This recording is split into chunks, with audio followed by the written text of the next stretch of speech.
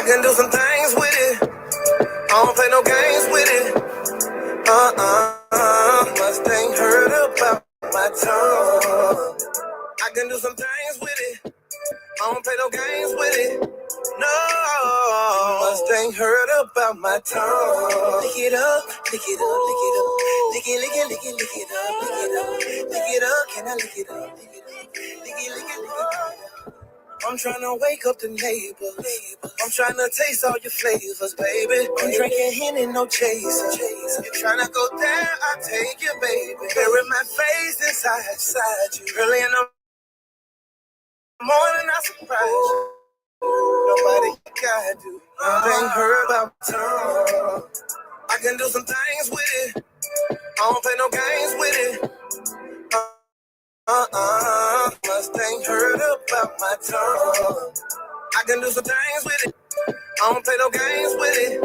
No, I wanna lick you till you come. I'ma do my thing in it. Take my tongue and write my name in it. When I get done, you gon' be sprung. I set it right on my face. Tastes like birthday cake. I wanna lick you till you come. Lick it up, lick it up, lick it up. Lick it, lick it, lick it, lick it up, lick it up, lick it up, can I lick it up, lick it up? Mustang heard about my tongue. I can do some things with it. I don't play games with it. Mustang heard about. I can do some things with it. I don't play no games with it. No, Mustang heard about my tongue. Lick it up, lick it up, lick it up. Lick it, lick it, lick it, lick it. Come on. Lick it up, can I lick it up? Lick it, lick it up.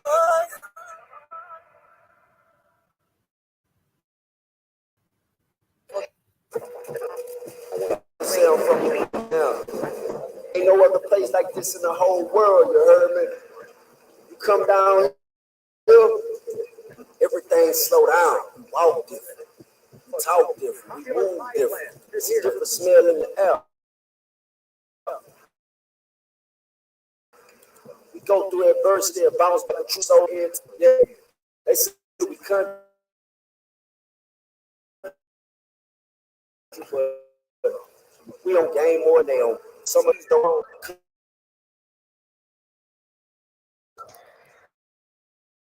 I'd like to welcome y'all to the beach, Louisiana.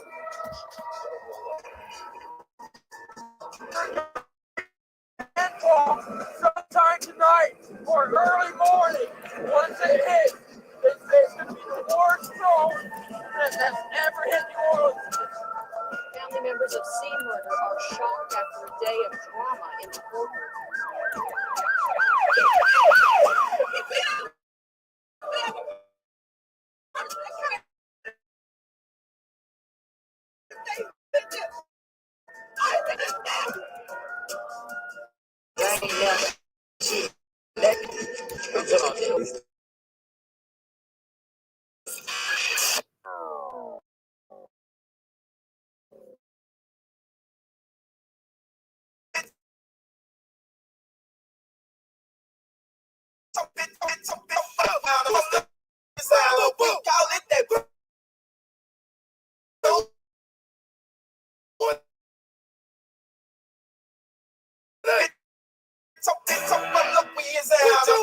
$1 million fan.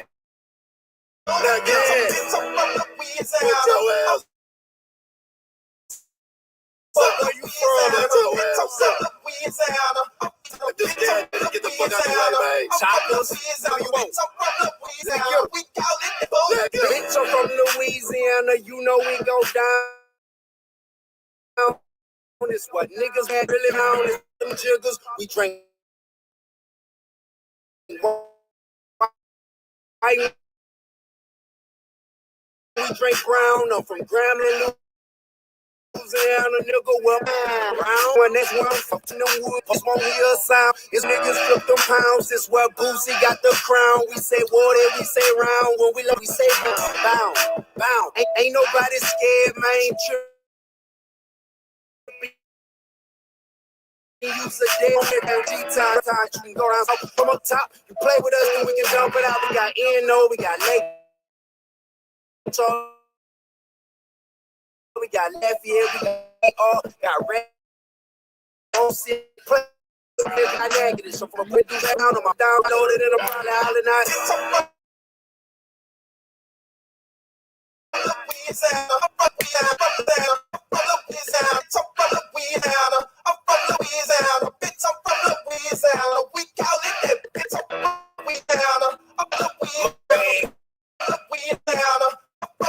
Double trouble in this bitch. Hands in the tank. Nigga. I see who's saying that. These beef niggas eat they trigger habit, throw slugs in their mouth. So they got hair like that's what you're supposed to, like that shit legal. Classic, Jazz Vest and Mardi Gras. Niggas second line, nigga die. We really party. And dirty boot. I'm from Louisiana. We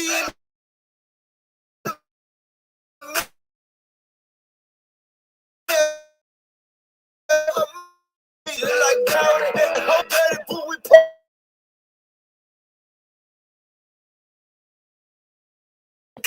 CTC Louisiana, he represents Louisiana. I'm from Louisiana, bitch. I'm from Louisiana. I'm from Louisiana, bitch. I'm from Louisiana. I'm from Louisiana. We call it that boo, bitch. I'm from Louisiana. I'm from Louisiana, bitch. I'm from Louisiana. I'm from Louisiana. Louisiana.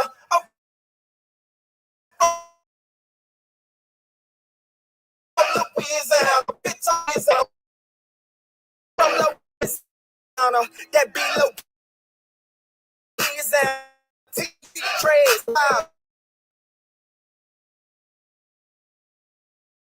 rise, no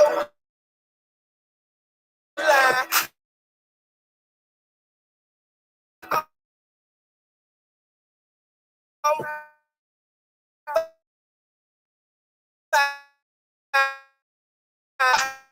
Seven sports,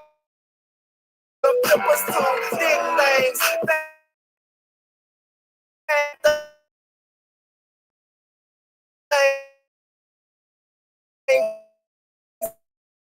Send out of the only play. You the whole boom. They won't hide you, they won't find you. No verse 48 downhill. Let's do that. All right. Hello.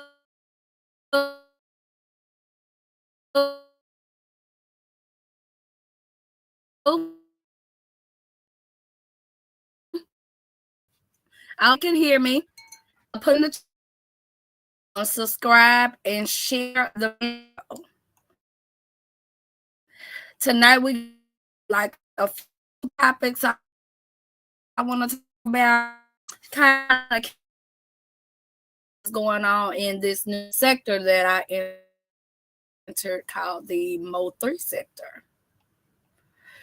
But yeah, I hadn't got on here since last year. I've been moving.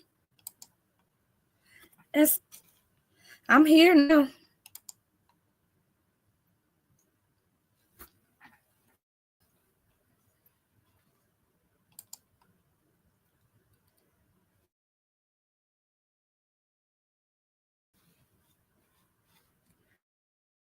All right.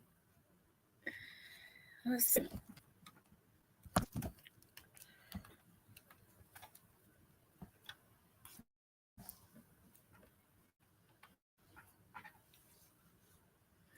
DT, I've been missing you.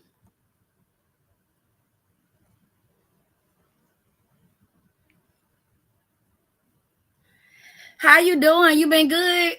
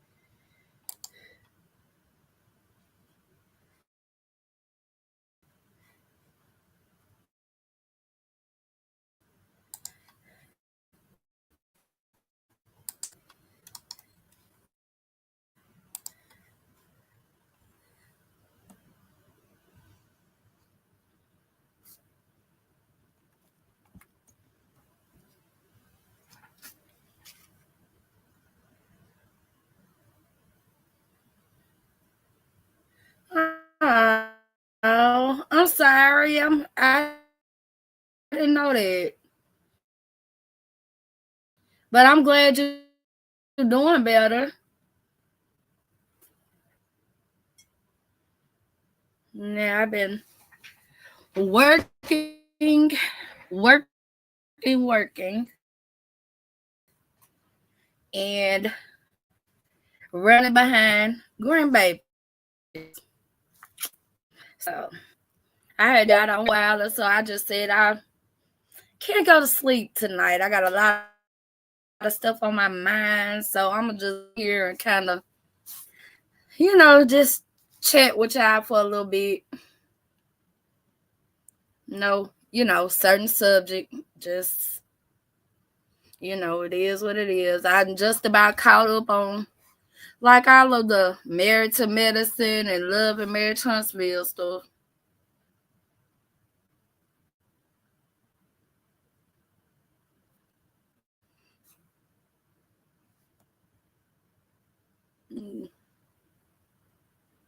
But I think that we will start with the Love and Marriage Huntsville. Now I'm gonna tell y'all something, and a lot of people are probably gonna be mad at me, and that's okay. I have mentored in the past. What you mean? I feel like that, and that is, y'all know I like Mel, but Mel was wrong. Nell's face about like her mentoring her. Maybe the word should have been something different, but Miss Nell and Chris Fletcher by Mel and Martez have been there for them throughout their marriage, even after their marriage, as a friend, a confidant, a mentor, whatever you want to call it. You know what I'm saying? And I feel like Mel didn't take into consideration Miss Nell's her feelings. And that should have been handled different. But let's go on. What took place with the DUI and all of that. I felt it was irresponsible. It was embarrassing and disappointing.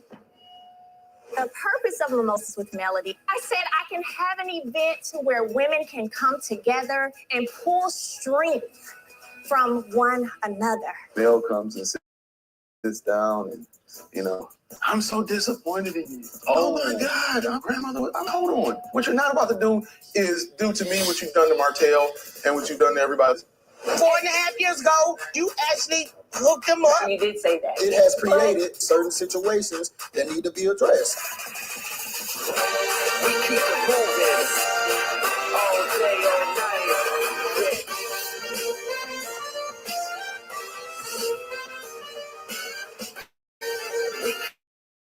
keep it moving all day, all night.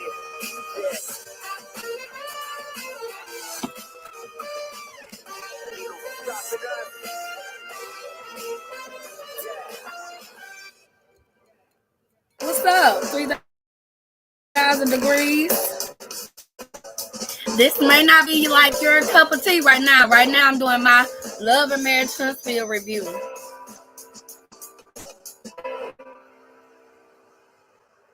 Great, thank you. That's quick. Hey, anything else? Not at this time. I think we will be fine. I'm really looking forward to moving my brokerage Yeah.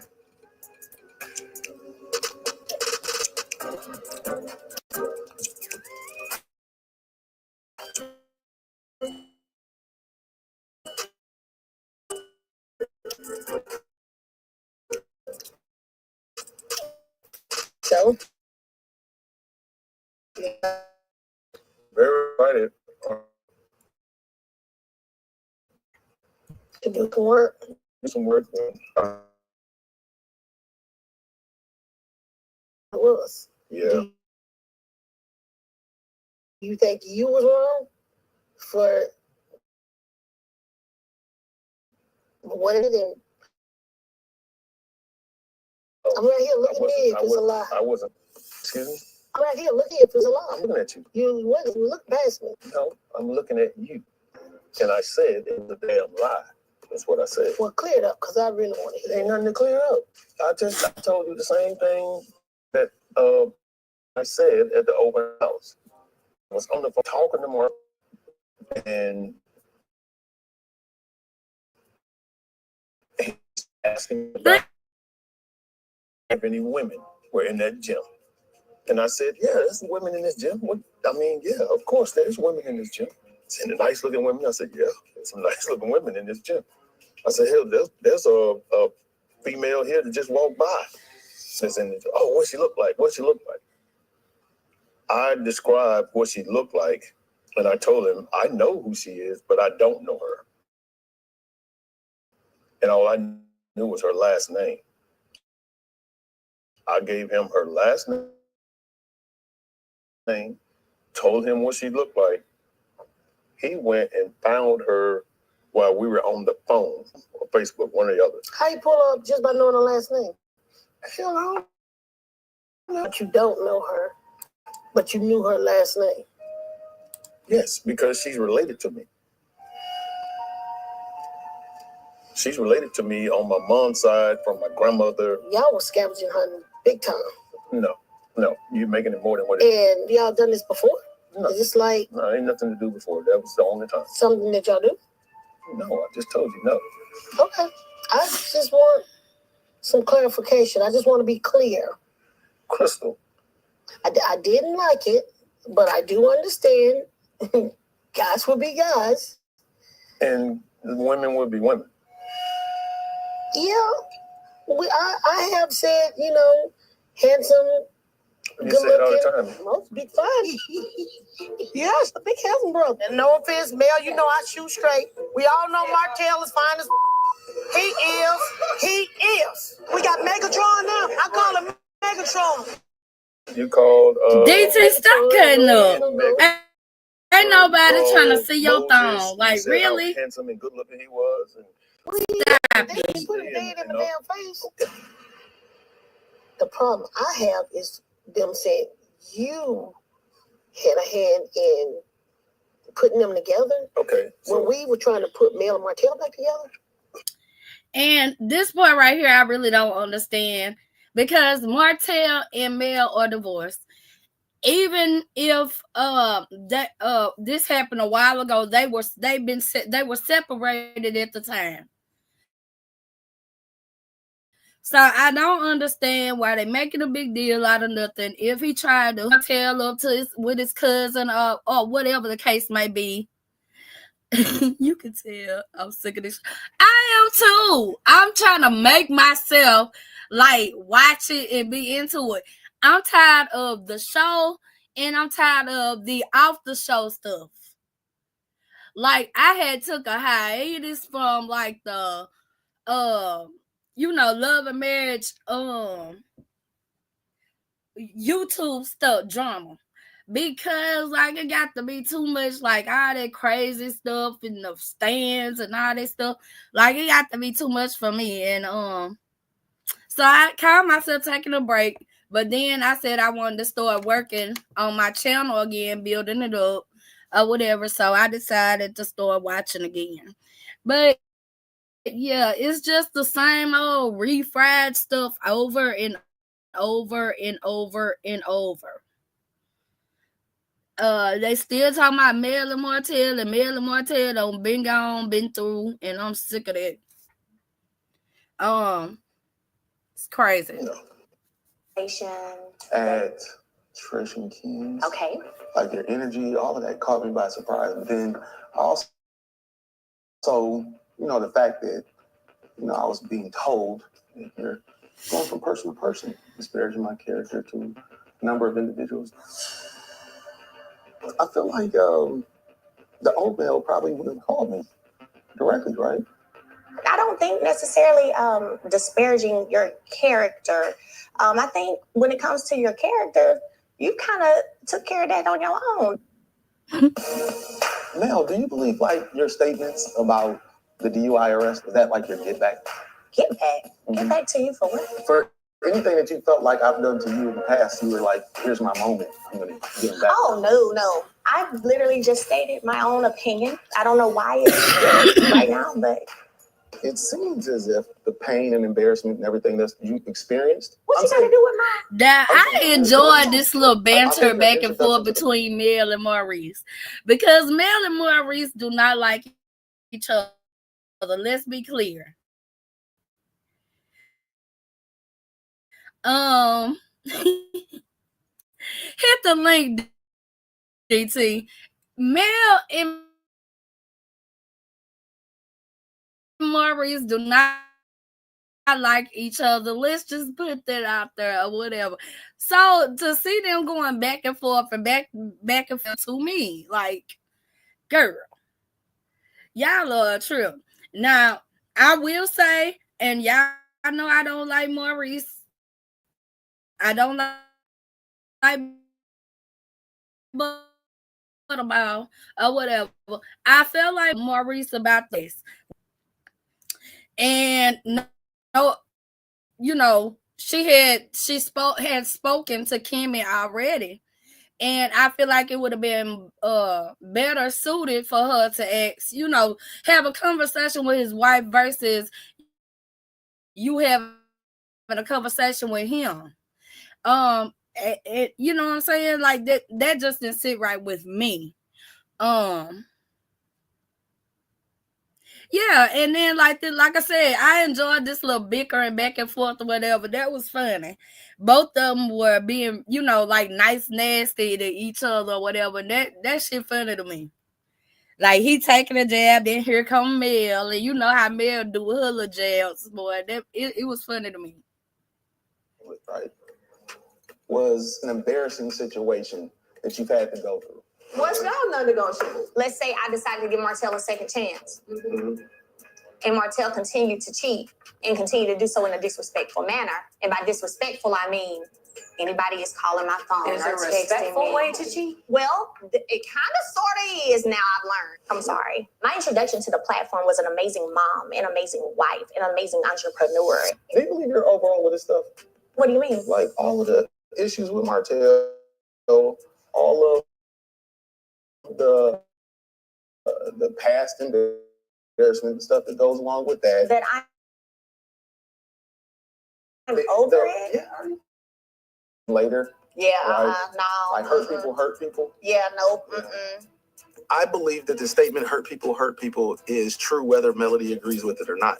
Because Mel's been through so much recently, naturally, people react once they've been hurt. The pain and embarrassment and everything that you experienced, it seems like you minimize it.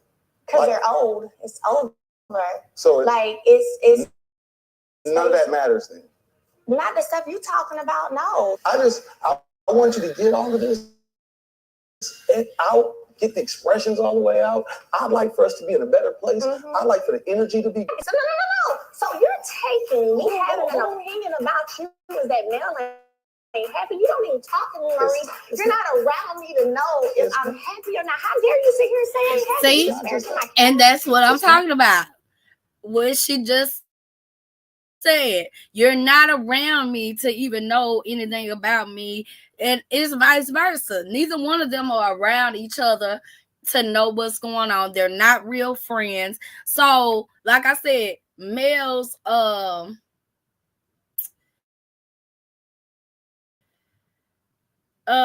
Maurice about his DWI wasn't really her concern.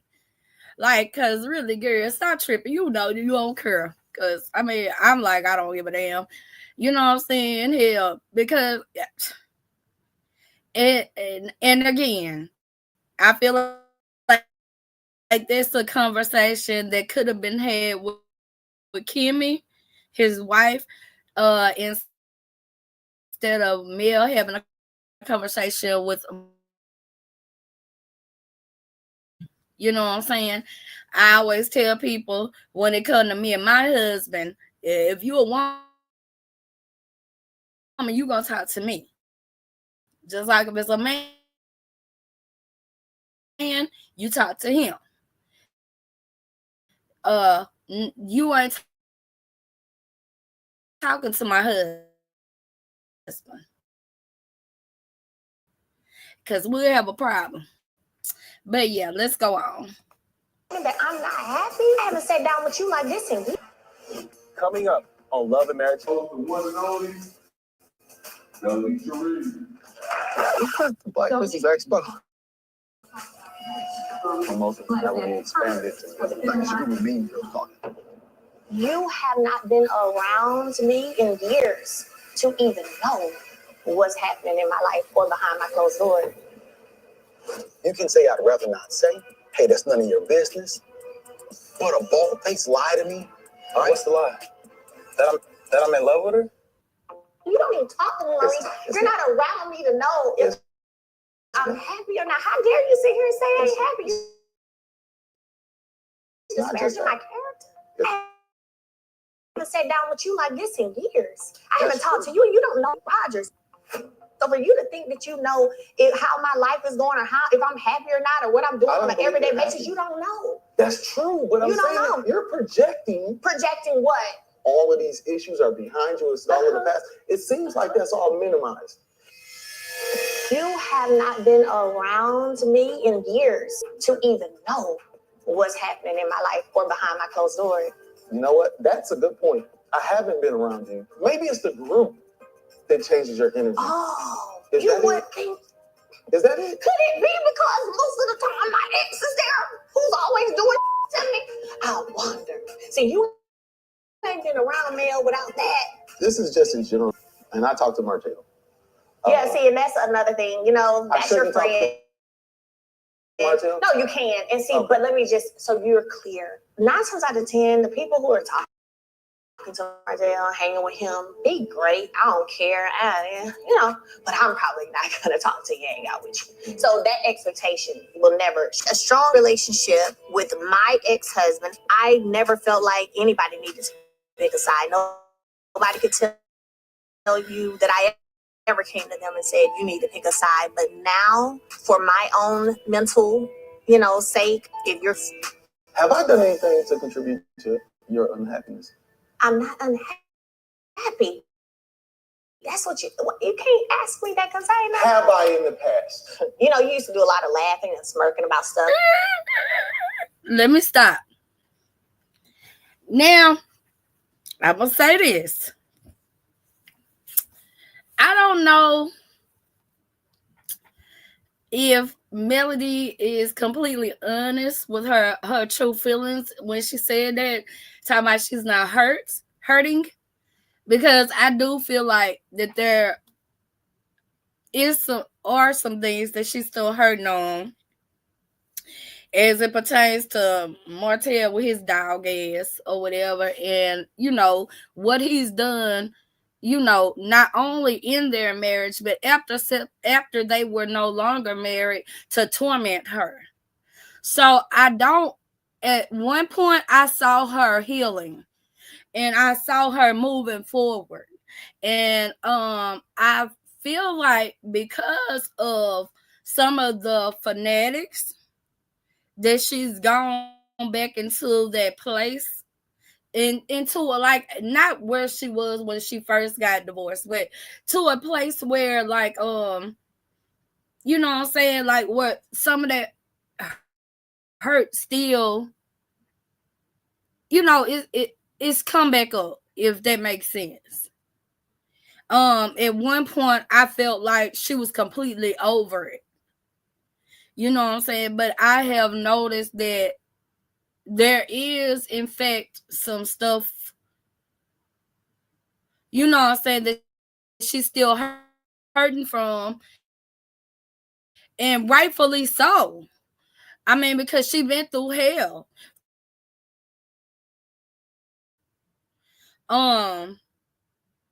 Martell, I wouldn't wish that on. Yeah, I would. Let me stop lying. I'm finna tell her I wouldn't wish that on my worst enemy. Yes, I would.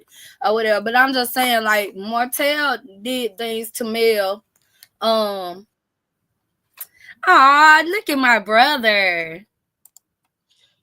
Hey, Braylon. Hey, everybody. I ain't talked to you since last year. No, I know. How are you? I am good. I was just going over this last Love and Marriage Huntsville episode, and I was talking to them about the part of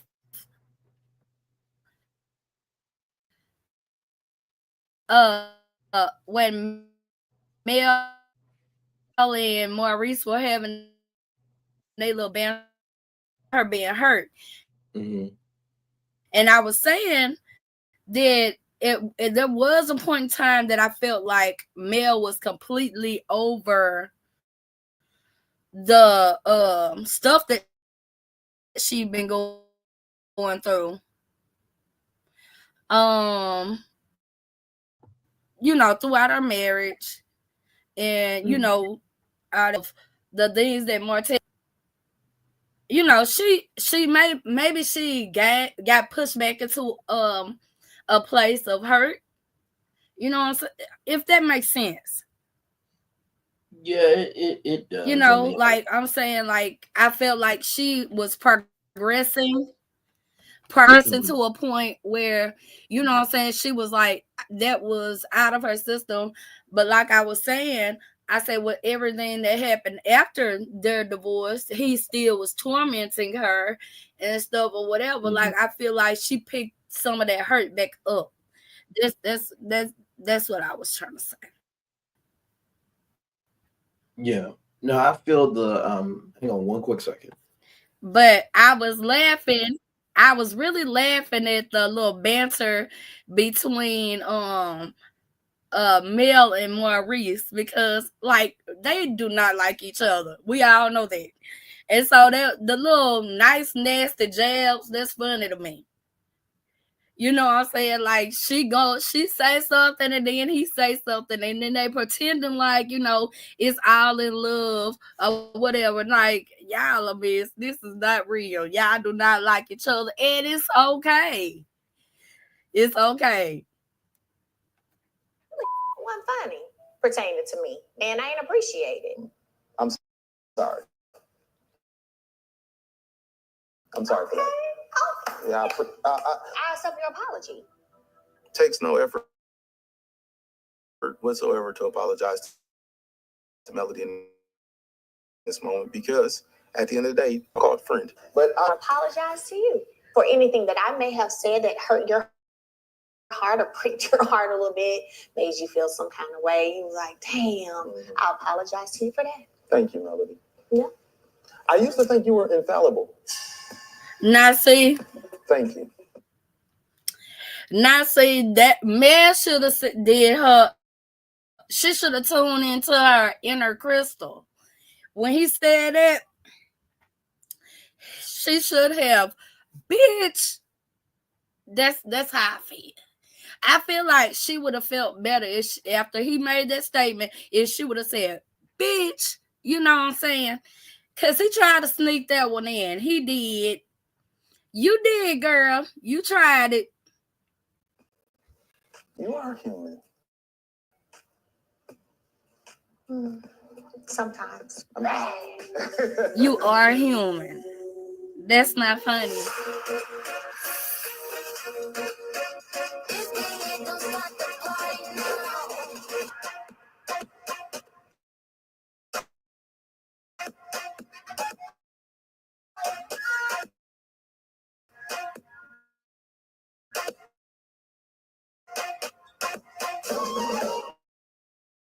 lookout for Trish and Marquez kids, and he suggested that since Marquez was still in town, that maybe we should meet up with him. And I understand the struggle is real, and this guy is all over the place, so he really needs our help.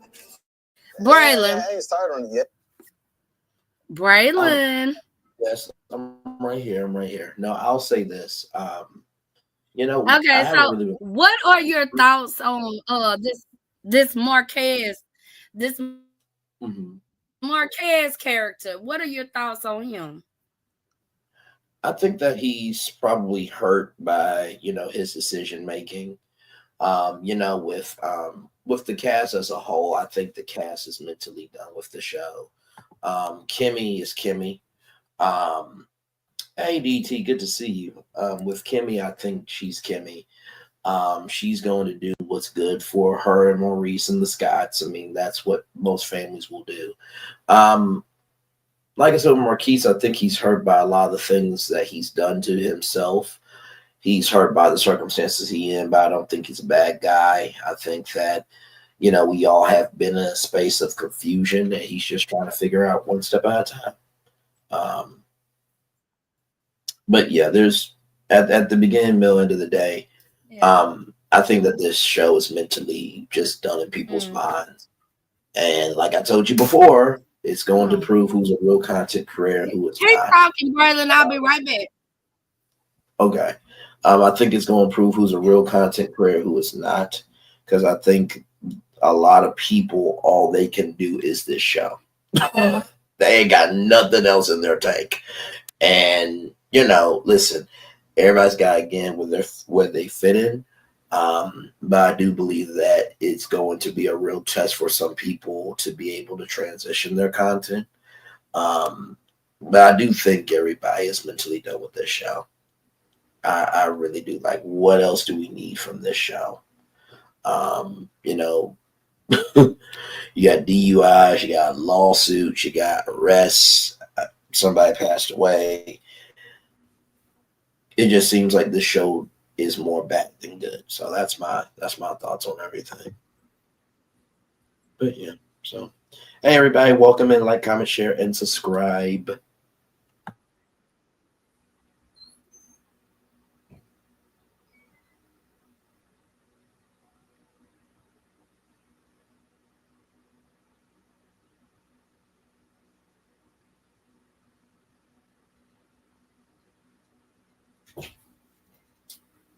Okay, yeah.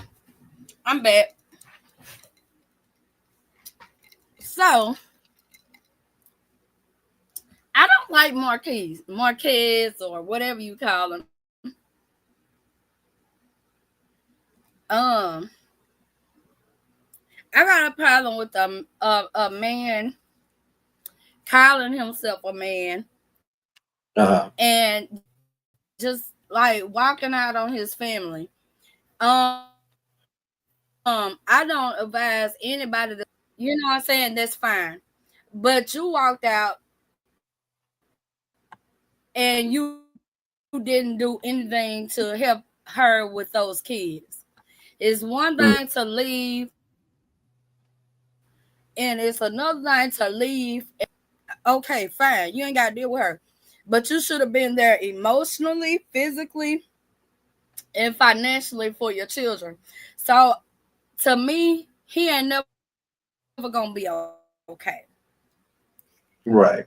No, I can see where you're coming from with that thing. He's just not ever gonna be okay. I don't like him. He got some shady stuff with him. He really do. Understood. No, but that's just my opinion. No, I feel you. I think that that's very valid. You know,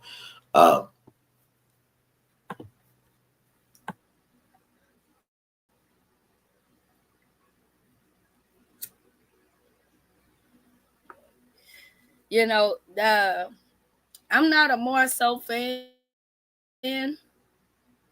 at all, but I do believe that every time he was right.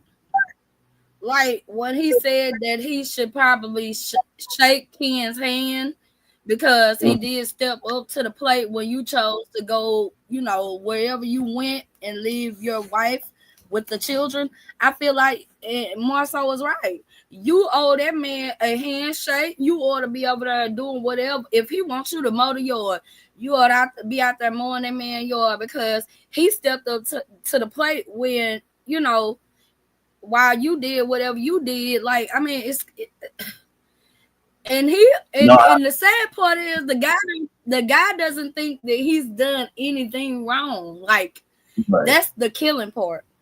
Mm-hmm. No, I definitely agree. I think that, a handshake is needed, and also too that is warranted. But I do also think sometimes, and I think people have said this about Ken, that he is sticking around for a woman who does not want him,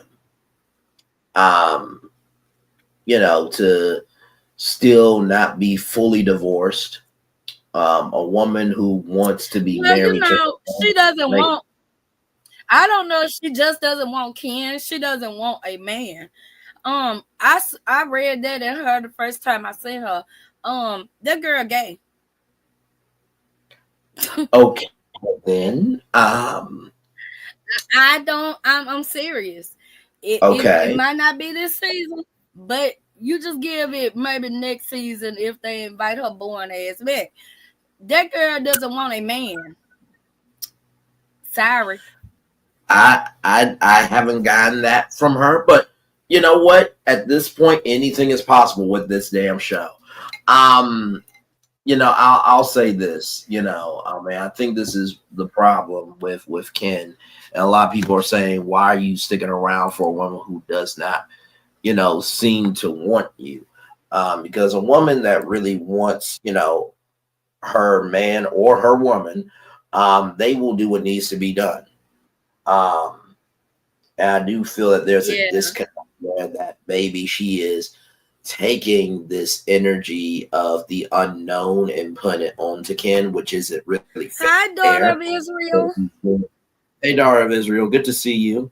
I don't think it's DG. Good to see you, brother. I hope all is well with you. I think it's really unfair to take that baggage and put it on to somebody else who has done nothing to you. And I have a feeling later on this season that Ken and Trish are going to get into a sort of conflict, sort of an argument, sort of a back and forth about the instability of their relationship. Now, I could be wrong, but I have been saying my 5 statements for over a year, and I haven't been wrong yet. Now, of course, from Empress Radio, they're saying that the season's renewed. Everybody got the pickup letter. But until there is a press release, until there is a post on Carlos King's Instagram page, owns Instagram page, or the On Keep It Real Instagram page, it is not renewed. I am so tired of this sector running around on any and every rumor just for content. Because I don't know if any of y'all got toss away K money. The last time I checked, I don't have it. So I'm just keeping it a buck. If I did, I wouldn't be on YouTube. I say that very lovely. Of course, the people that I love, care, and embrace actually deserve it. But seriously, when Carlos said that the show was renewed, right, I did my media research, as I often do, being the media nerd of social media, and I did not see one press release. I did not see one Instagram post. For Carlos being in the industry, you would think he would do standard protocol of waiting until it is official, just like when Bell Collective was announced through Deadline.com. And also, too, if he was actually smart, he would have came on tonight at 8/7 Central on his YouTube channel to celebrate Reality with the King, this big superstar special, or did an after show. like I said before, Carlos King, he has a Bruce Wayne Batman identity complex. Bruce Wayne, TV producer, is Carlos King at day. But Carlos King wants to be Batman, and he wants to be a TV host at night. That's what he really wants. The problem is, the reason why Ryan Seacrest is able to be well off, and Nick Cannon and Steve Harvey, is because they understand each platform requires a different energy. Carlos uses the same energy for everything. He's basically the unscripted Kevin Hart. He is. How Kevin Hart tries to be funny in every role. And yes, I know he's gone to some dramatic roles, but it's one thing to be in dramatic roles because you have the range for venue to do it. It's another thing to do dramatic roles just to exist in Hollywood. And I feel like with Carlos, he's like, okay, well, you know what? I've done reality TV pretty good. I want to do true crime and game shows and dating. The problem is when you utilize that energy on every single platform in the same fashion, it's dead on arrival. And I've given him a great dating idea since you and Owen have a wonderful partnership. Take Destiny Payne, get 30 men, and you host it. Let's see what Owen will do. Because the thing with Carlos is he is not really utilizing his partnership. Because don't y'all find it interesting that he's only done Love and Marriage Huntsville, DC, Detroit, Nightcap. Now he's trying to do reality with the King. But if you're trying to get into true crime, dating shows, game shows, and you got this partnership with OWN, why haven't you done an OWN spotlight series on true crime? Or why haven't you done a game show? Why haven't you done true, a dating show? Like I said, if this partnership is really real, we should be able to see you utilizing it to the fullest extent. But hey, then again, what do I know? I'm just a black man on YouTube talking.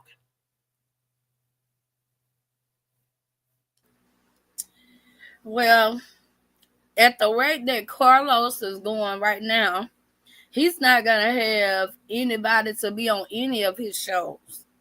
I mean, because they are leaving. Like, yeah, like he should I quit think on, he need to do some self-reflecting himself.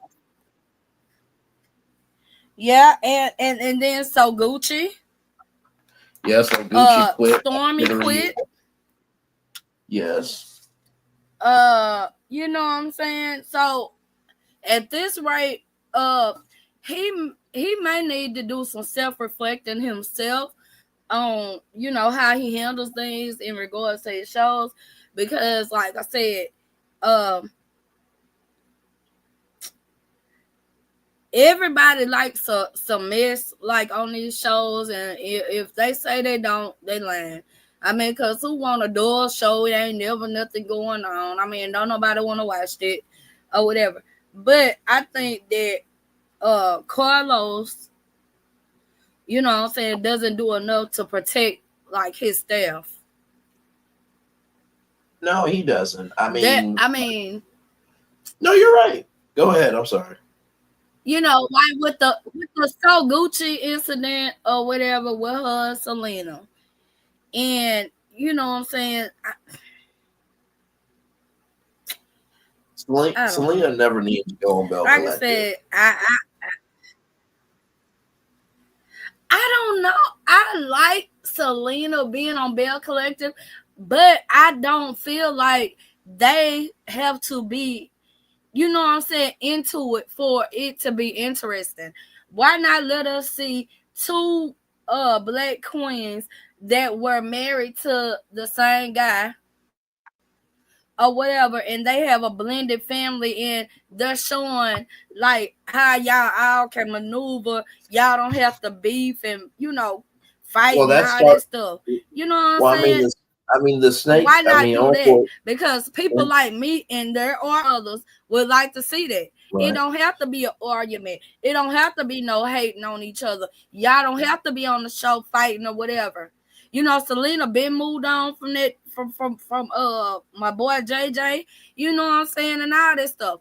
And then with the Akeisha situation or whatever, on the reunion, I never understood, like, you know what I'm saying. I didn't understand the whole pile up on Akeisha or whatever, but like I've been saying for years, I said Letitia and what is her name, Latrice, yeah, the Clifford lady or whatever, those two right there, they wasn't getting along in the beginning so much. Like both of them two dirty snakes.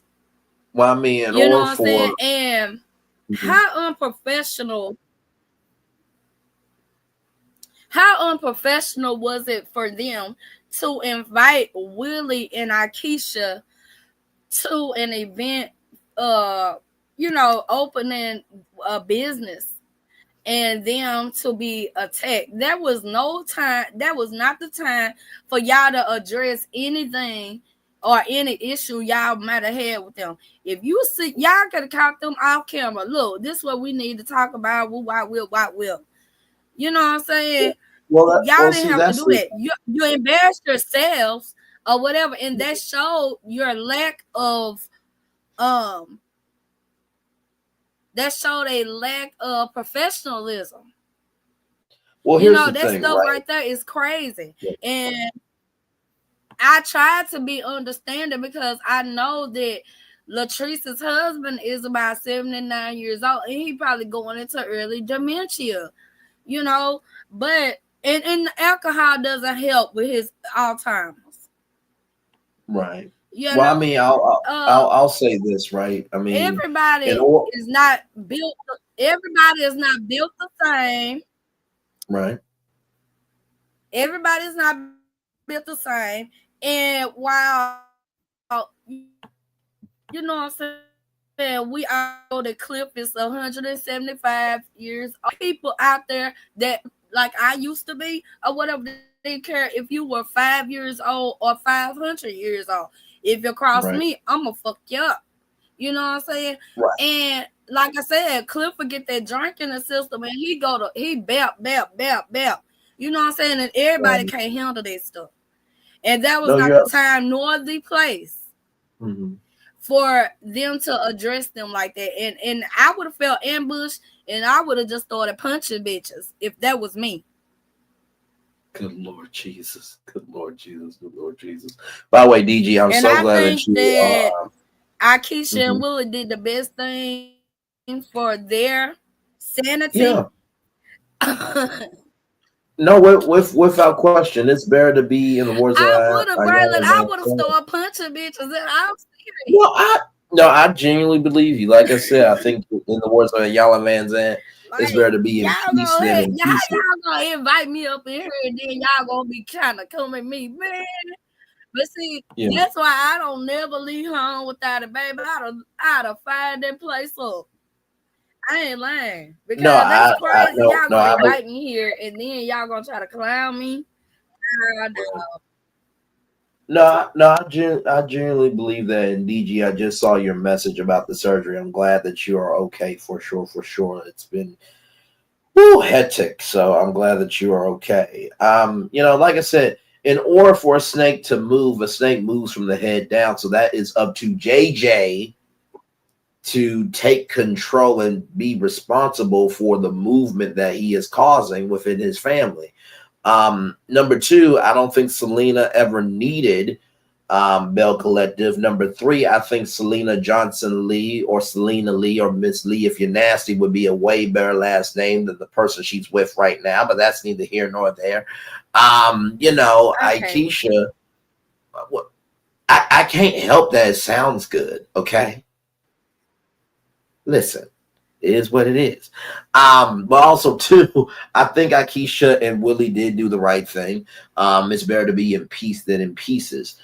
Like I said, to me, I just don't really see you know, I think everybody seems to love Bell Collective, but it seems like this season kind of really broke people, if you will, of like, damn, okay, this is a little, you know, much. And you know, I don't know what it is, but you know, Well, Braylon, I would like to see Braylon, if I had to pick a girl for you from Bell Collective, it would be Marie Monroe. What the fuck is wrong with you? Marie Monroe. I love me some Marie Monroe. First of all, she is my lupus.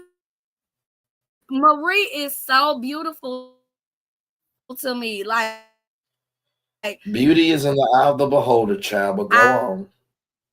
I love her skin complexion. I love her. Her body is bang.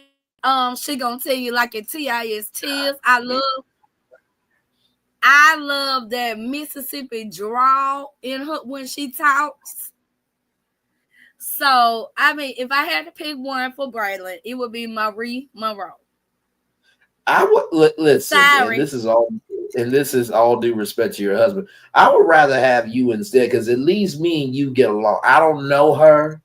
I don't have to know her. And also, too, my attitude is my attitude. And from what I have heard about her, she is no good. See, with Selena, okay, first of all, she is from a show that is way bigger than Bell Collective called Bring It. Number two, have you seen Selena? I don't believe. Okay, and number three, she stands 10 toes down in her stillness, or whatever, and they said that she does do. They say that she does help a lot in her community. That she helps. Okay, that's what you're supposed. That's what you're supposed to do. What do you want, insomnia cookies? Okay, you're supposed to do it. She does not have to do that. Oh my Lord Jesus. Okay. You know, she don't have to do it. So what, does she deserve a blue? I like Marie Monroe. Does she deserve a blue ribbon for walking, you know, in a crosswalk and respecting the rules of the road? Like, what are we doing here?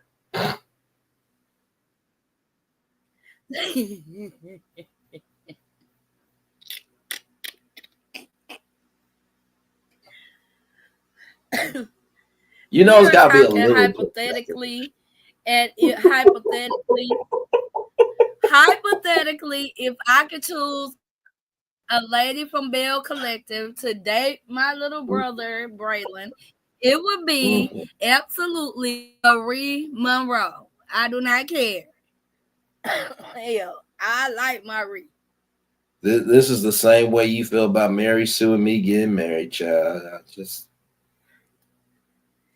I mean, Marie just gonna say what she gonna say. You know what I'm saying? And that's just Marie, you know. Understood.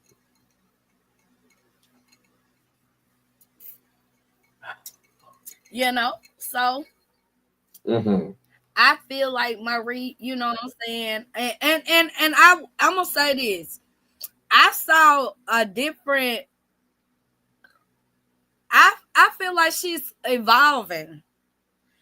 Like, cause she wasn't as harsh and stuff this season of Bell Collective as she usually up with that bitch. I ain't fooling with her. Don't come at me. Don't try to make me fool with her. I ain't fucking with her. Or whatever. But she was open. And so you gotta give my girl an E for effort, because the girl, she trying.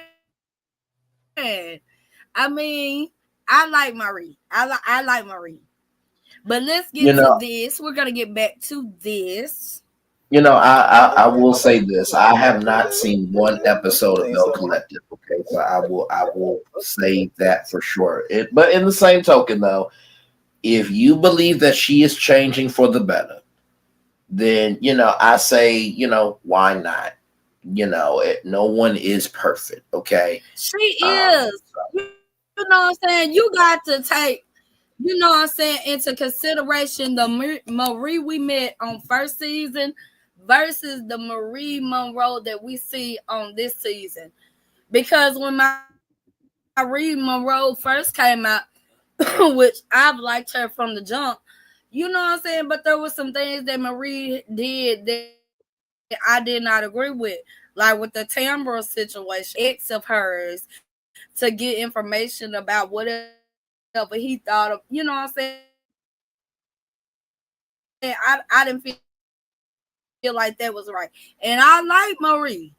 You know what I'm saying? But that you don't do no stuff like that. You know what I'm saying? And that, Or and whatever. that's what, And I feel like she was being extra messy then doing it. No. and that's why I'm conceding to you, because I love you too damn much to not respect your decision of who you want from me, even though you know what's her name again? You said her Marie name is Monroe. Marie Monroe. Marie Monroe Lee or Selena Johnson Lee. See, the other one rolls off the tongue really nicely. Marie is Monroe. absolutely gorgeous to me. She's gorgeous Monroe, to me. Like they always tell me I'm color struck. She's gorgeous. Marie Monroe. See, I'm trying to blend it with the Lee name, and it's not rolling off the tongue. You know like what, Selena Braylon? Just stop it.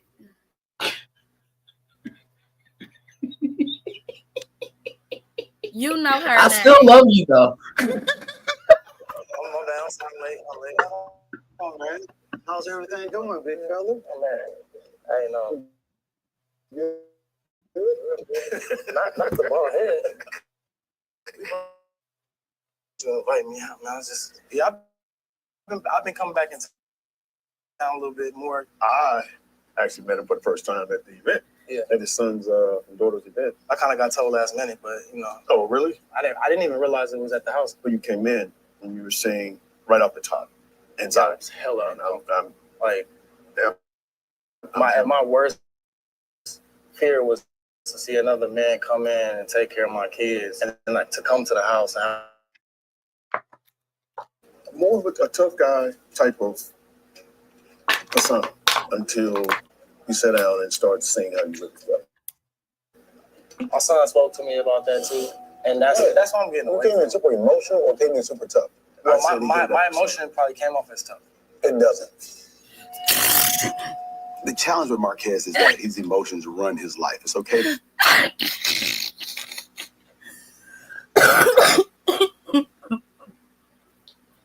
Now what's so damn funny?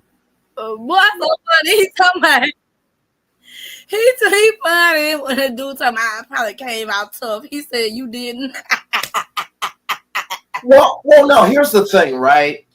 Because it ain't nothing about Marquez. Marceau has moments. Nothing at all about you, sir, says tough.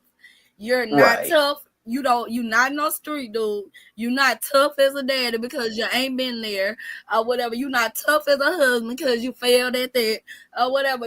No, sir. You're not giving tough in any way, shape, or form. So I mean, now hang on 1 second. Now, if we're gonna be real, if Marie can be beautiful and beauty is in the eye of the beholder, then Marquise can be tough, even though tough is in the eye of the beholder, right? Because it's about perception. Okay, so absolutely not. They're totally different. And my interpretation of beauty. So it is what it is. Like, I'm gonna let you have that. Marie may not be beautiful to you, but in my opinion, she is absolutely gorgeous. Like, I love the short hairstyles. They fit her. I mean, I'm just saying. Like, this is my opinion when in regards to Marie, not Braylon's. And we gonna talk about Marquez. Like I said, Marquez is full of shit. Marquez is a deadbeat. Marquez is what I'm saying, like Marquez and what her name, I call her off brand. So That girl right Not there, often. and him both are. Hey, are you okay? Hey, welcome in. Are you okay? Hey, honey. Thank you for coming. I'm giving my love and marriage review right now, the drama and stuff. But right now I'm doing my love and marriage Huntsville stuff.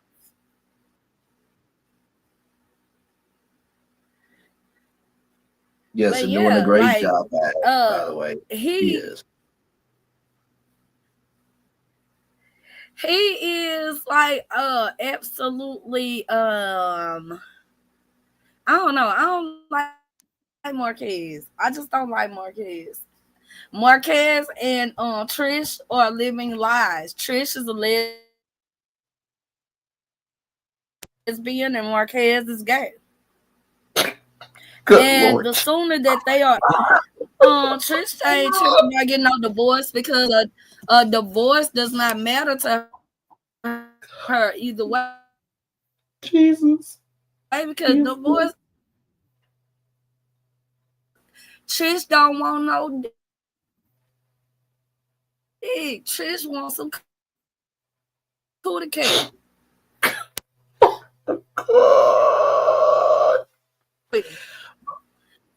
And by the way, y'all, that's what I think, and that's just that. I don't care. And by the way, y'all, me and Swamp Talk love each other. Okay, so I was just you know, it's sweet and sour over here. I gotta be the sour part or to make the sweet sweet. You know what I mean? But I believe and this is the thing that I try to keep intact with all these reality shows is we only know what we know based on the camera, right? So even though I'm pushing back a little bit against Swamp Talk, it's all in fun and giggles and ish. You know what I mean? Because I do wish everybody well, because we're all Black and we could not be here today. I do agree with what you're saying about Marquez of, you know, tough is not a word, is tough. How can I put it? Yeah. Tough is not just a word you say, it's an action word, right? It's a verb. Oh, that's what I was trying to say.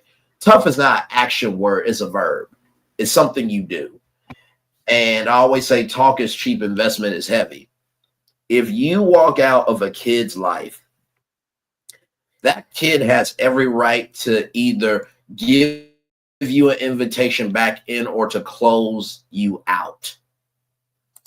And is it right?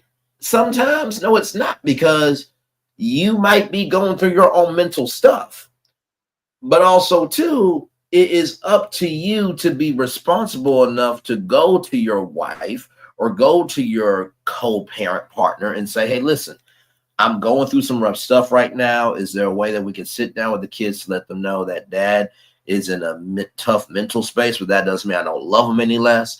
And if that woman or that man is not strong enough to do that, then y'all go get a third party. And if he or she is not that supportive, then they weren't supposed to be your damn person in the first place. But you cannot get upset with kids about how they feel when you've done something to make them feel the way that they feel. Like, we got to keep it above. Absolutely.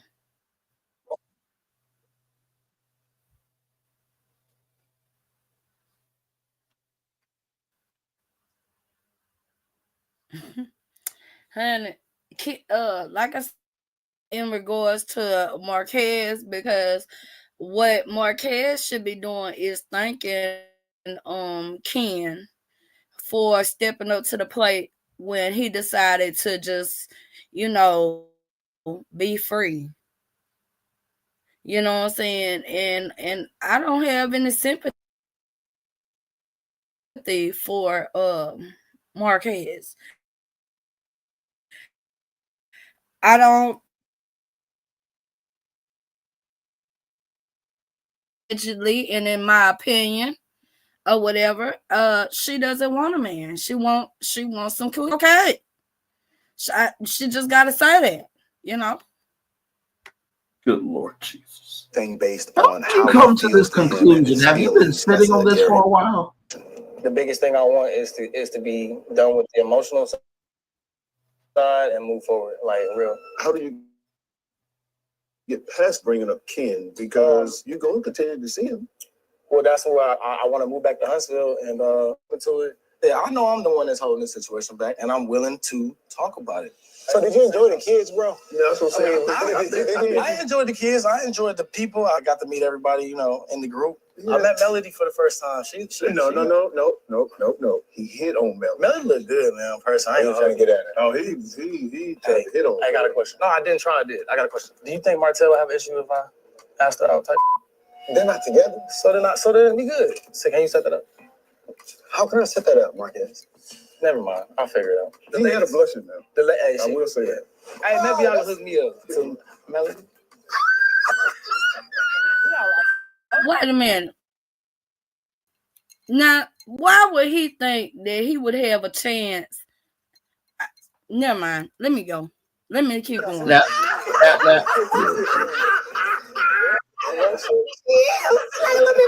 So I'm trying to get clear on the whole Trisha. Is it your wife? Is it your ex-wife? Technically, it's still my wife. Let me ask you a question. Hey, man, you still love her? Of course. I always love her. Am I in love with her? No. It's like this. Here's what I realized, right? When the stories don't line up, you don't got all the information. You're giving this guy that doesn't want to be emotional, this guy that doesn't want to be affected by losing his family. And the truth is, all I see is a guy who's in love and lost the love of his life and his family. So please, if you want a level of respect to exchange both ways, do me this favor, all right? You can say I'd rather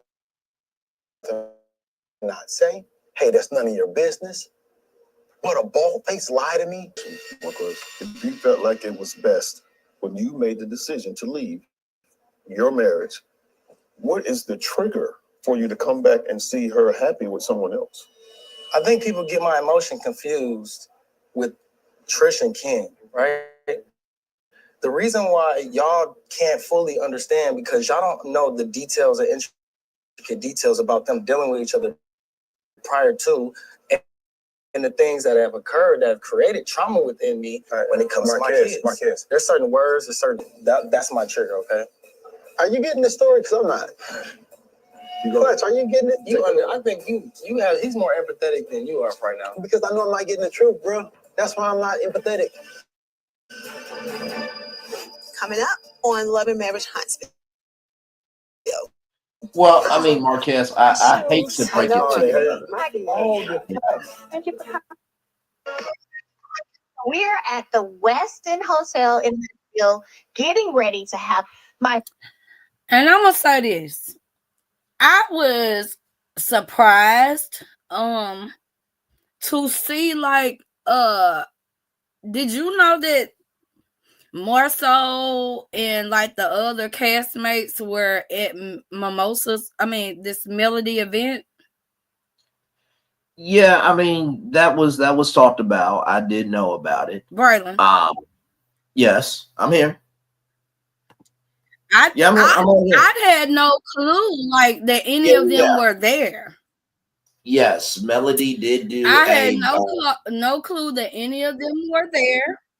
Yeah, Melody did a bonus mimosas with Melody because production allegedly asked her to do it, so she did a last minute thing. And Sassy T from the M03 and Drop the T and a couple of other content creators went down there, and Sassy said that some of the cast were down there. So yes, I did know about that. Marquez, I hate to break it to you, but her name is Melody Cherie Lee, or Melody Lee, or Miss Lee if you're nasty. So I'm sorry, Marquez, brother. I hate to break it to you. I don't like hurting people. I don't. Hey, listen, you know what? Okay, you have your opinion, I have mine, okay? Listen, this is a show for entertainment purposes only. What's your sign, Braylon? What is your sign? What's your sign, Braylon? Why does that matter in this context? Why? I want to know what your sign is. It's a Leo. I'm a lion. No. Leos are good people. What are you talking about? Baby. Look, Okay. First of all, okay. You can't Listen. do nothing with no damn Scorpio, baby. You a Leo, like for real. I mean, I love y'all or whatever, but a Leo is weak. Like y'all are like suckers for love, for real, for real. Like y'all, hold on. Everybody is a sucker for love in some shape, form, or fashion. No. You're not gonna do this to Leos. No. Let me tell you something. I've been a better fake husband on YouTube than Martell's been a real husband in real life. And then you know, Scorpios are natural. Listen, Scorpios are natural born freaks. What you trying to say? Nothing a Leo can do with a Scorpio. A bullshit. I ain't trying to say it down. I'm telling you, I know these things, right? I'm telling you. Okay, so what's your sign then? It's a whole nother level of. Oh, baby, you already know all day Capricorn, baby. And what's your husband's sign? Her mom, Wanda. But I'm a bit famous. I can't believe she just did Leos like that. I'm a Capricorn. And your husband's sign is? He's a Sagittarius. Okay. Yeah, but still, you didn't have to do Leos like that. Good damn. You didn't have to do Leos like that. We freaks too. Hell. So yeah, he is like the calm to my storm, or whatever. But yeah, shit. Yo, honey, nah. Virgo and Libra are suckers for love. Hey, King of Kampala, thank you for coming through. But yeah, like Scorpio. Hold on, King. Wait a minute. Hang on 1 second. King, nice to meet you. First of all, everybody's a bit stubborn in some shape, form, or fashion. Everybody's a sucker of love for some shape, form, or fashion. Y'all not gonna do Leos like this. We are some of the most protective, most freakiest, and most down-to-earth people you will ever meet. No. My sister Pam, she's a Leo. Tunnel vision on purpose. You're damn right, King. Tunnel vision on purpose. Don't make no damn sense. Go ahead. Swamp Talk. Just.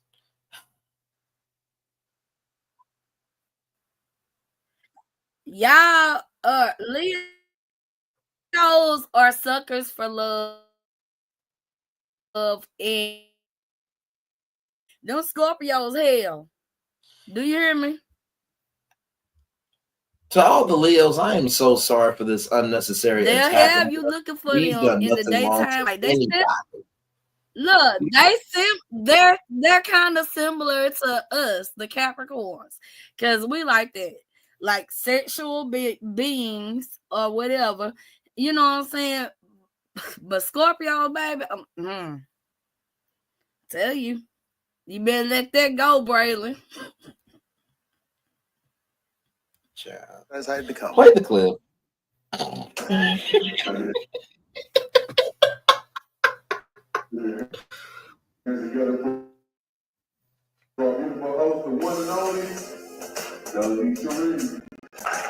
Coming up on Love&Marriage Huntsville. Well, I'm too busy. Nice. I'm too busy trying to send his kids money right That's now. still hard. He ain't making no effort. He's not. No, he's not. My early 30-year-old me, a lot of them by now. I get everybody to put your hands together for our beautiful host, the one and only, LAMH.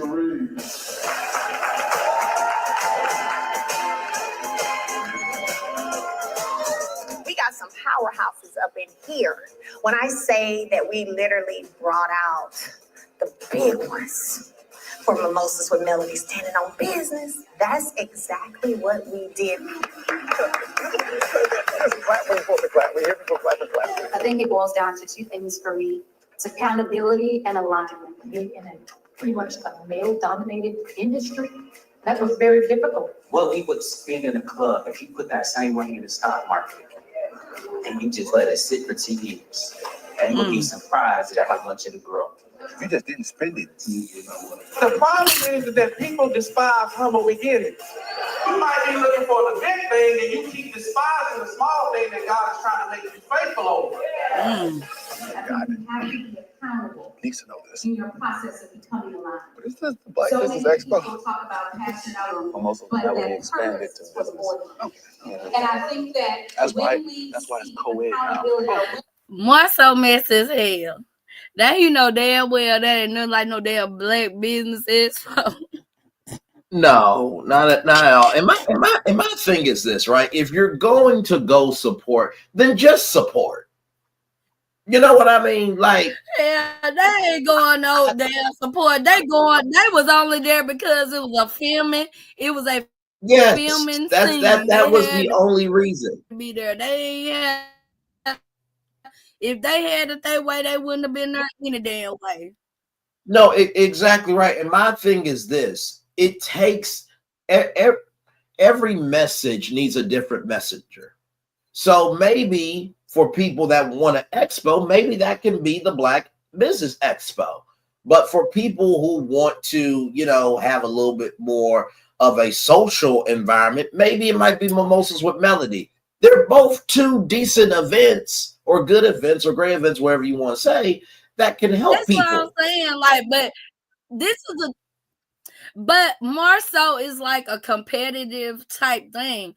I even see it like with him and Maurice. Like they both compete. He like is in competition with everything that he does or whatever. And I ain't trying to be funny, but the Black Business Expo might have been a great event, but honey, it compared nothing. And you know what I'm saying? So it is what it is. Yeah. I'm a Thank you, King. I appreciate you. Listen, I ride. Listen, Exactly. King of Kampala.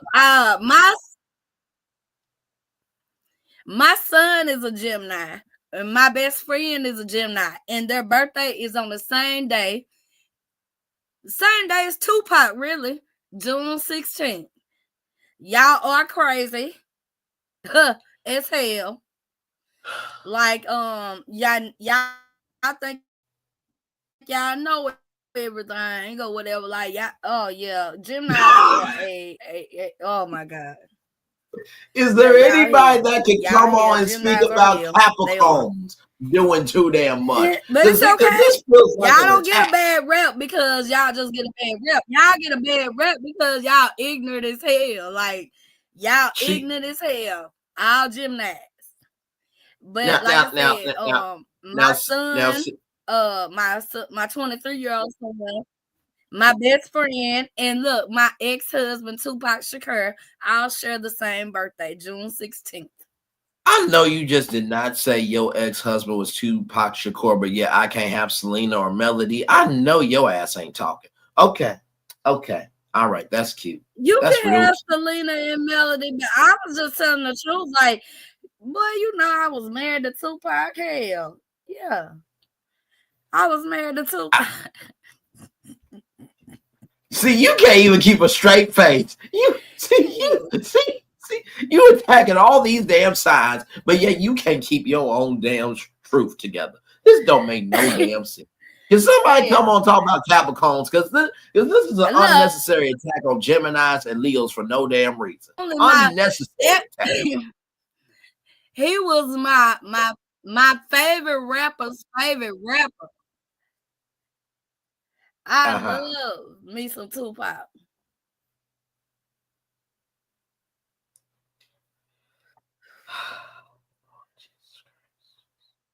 That was supposed to be my husband. That's why I don't give a damn what they do to P. Diddy ass. Lock his ass up, throw away the key because he She said that with life, her you know what I'm saying? But whole. then he wanna be hating on my baby daddy and all that stuff. Like, you know what I'm saying? Do y'all hear that? Do y'all hear this Hell, shit? She is saying. Do y'all hear I this was shit? She supposed is to marry saying. to. She is saying this with I her promise you, whole. I was supposed Her to whole. marry Tupac. Do y'all hear Yeah, this shit? yeah. She was saying this with her I was whole supposed to marry busted Tupac. and blessed chest from the low that Tupac was supposed to be her baby dad. You know what? I cannot with this ish right here. I fell in love with his music first, and then I fell in love with him. Oh well. Wait a minute! Not you trying to class up your connection. Be like, first of all, I have fell morals in love with his music standards and first. requirements. Yeah, and then I'm not one of these heathens out here. I'm not one of these heathens out here for what he can lay down. I'm here for his mind. Good Lord Jesus.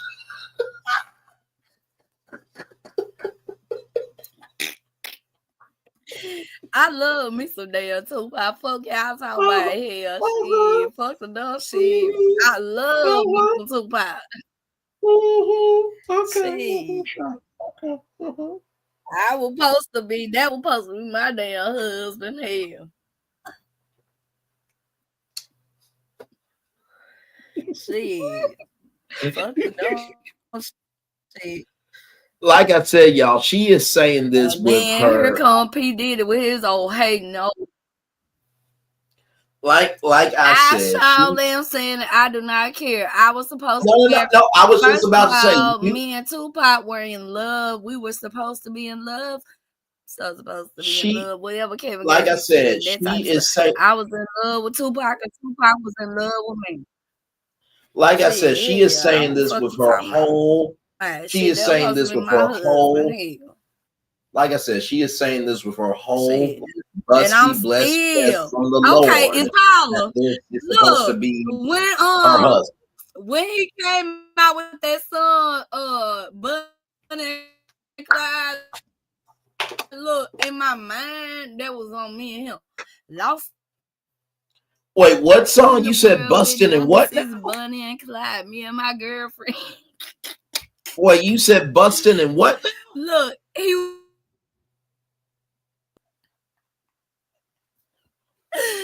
Man, I love Mr. Tupac. I swear I love Mr. Tupac. Wait, what was the song? You said busting and what else? Fuck y'all. What? What was the song? It was Bunny and Clyde. Oh, Bonnie. No, Bunny and Clyde. Tupac. Yeah. Oh, okay. I know all the words, baby. I'm telling you. Okay. Shit. They couldn't tell me nothing about Tupac back then. I was thugging too. Shit, I was in love with that nigga. I cried like a baby when they said he got shot. Who shot me? But you punks didn't kill me, so you about to feel a mark of a villain. Y'all, she went down to the damn funeral in all black. She went down to the funeral all black and they asked, is his widow here? I'm here. I am here. I is here. I am so sad. I am here.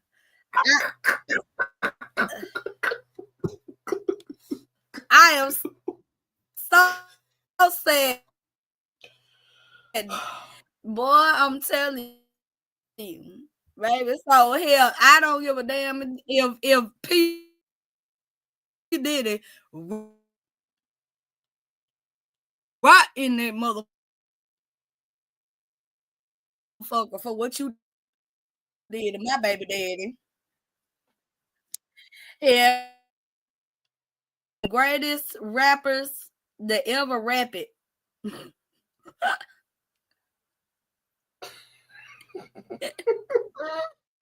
Jesus. And okay. Then P did it with his old. I ain't forgot about that shit. Hell, I'm gonna send something for his ass though. Shit, send somebody for Jesus Christ. Okay. I'm gonna send somebody for him because that was wrong, Braylon. I'm not disagreeing with you. I'm just saying we're on a public platform where this can be recorded. So just Lord Jesus. Okay. Oh yes, please. I don't want P. Diddy to come get me and bring his baby soil, baby. Or baby, you come your ass to Louisiana if you want to with this motherfucking bullshit, baby. Here, come on. I'm gonna show you something. Hell, we did not get to be the murder capital of the world for all them years for nothing. I'm telling you right now, you come down here fucking with me. Yeah, you want to, baby. Shit, baby, them hogs and them goddamn gators gonna eat good. Okay, just play the next damn clip, child. This too damn much. I swear, baby, play with your mammy. Don't play with me. Lord. Yeah, you see 50 Cent started that motherfucking shit with Master P. Remember that? 50 Cent was talking all that big dog shit to Master P. Yeah, Master P told his ass one motherfucking time, bitch. Yeah, you know, play pussy. But I'm just saying, bitch, you bring your ass around this way, bitch. You ain't going back. Yeah. Shit, you go looking for trouble, you gonna find it. Good Lord. Hell.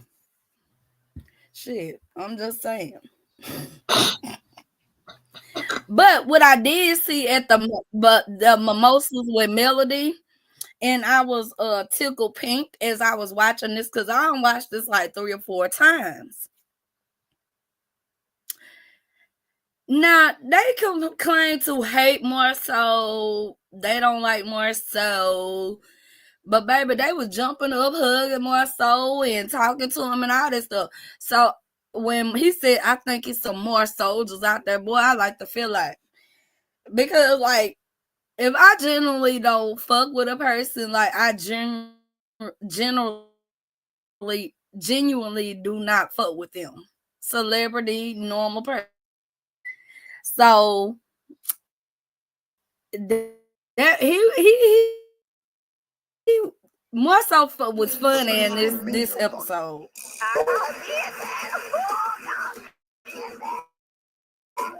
My biggest takeaway for Mimosas with Melody Part 5, Standing on Business, there was so much knowledge that was literally spilled on this stage tonight. If you didn't grab it and take hold of it, then it's literally your fault because it was given out. I got some clothes for you. Can I give it to your mama first? Yeah, that's fine. Yeah. This for your daughter. How you doing, Marquez? Yeah. Your daughter, she beautiful. Marquez. He comes in with a bouquet of flowers. Of course, that's Marquez being Marquez. It's just like when he came in, tried to do a cheer at the celebration. Always trying to stand out and do some weird. Sonny! How you doing? You look so beautiful and this is pretty. Oh, thank you. So pretty. You look so pretty. I'm so as soon as excited. I posted it, she DM'd me. Sunny is not an ugly girl. She is blessed from the Lord. Like me. She is blessed from the Lord, and I'm so proud of my Uncle Moses for getting her. See, that's one of those things where it's like, you know what? Me and you, Moses, will be cool for life. Moses, that's the motherfucker that's fine. Yeah, Moses who fine. Moses fine as hell. Shit, I ain't lying. I ain't gonna even hold you. Moses fine. Wow. Just wow. Just Tupac's your baby dad. Now Moses is fine. But I'm saying, like, I ain't saying like, oh, Moses fan, I just want to fan him and jump his bone. You know what I'm saying? I'm saying, like, but he is fan as a motherfucker. Like, that's what I'm saying. Like, you know, you I'm messing with you. Good Lord. Nice. Baby, I got all the men I need in there, baby. Here, 6'3", here, good and dark chocolate, and all this good old stuff, baby. So I just be talking shit. I'm just talking shit. Moses, he fine. If my husband see a bitch and the bitch fine, the bitch just fine. You know what I'm saying? He ain't blind. I'm messing with you. Shit, I feel like it's okay for people that are in relationships to give compliments to other people. Like, I don't understand like what the problem is.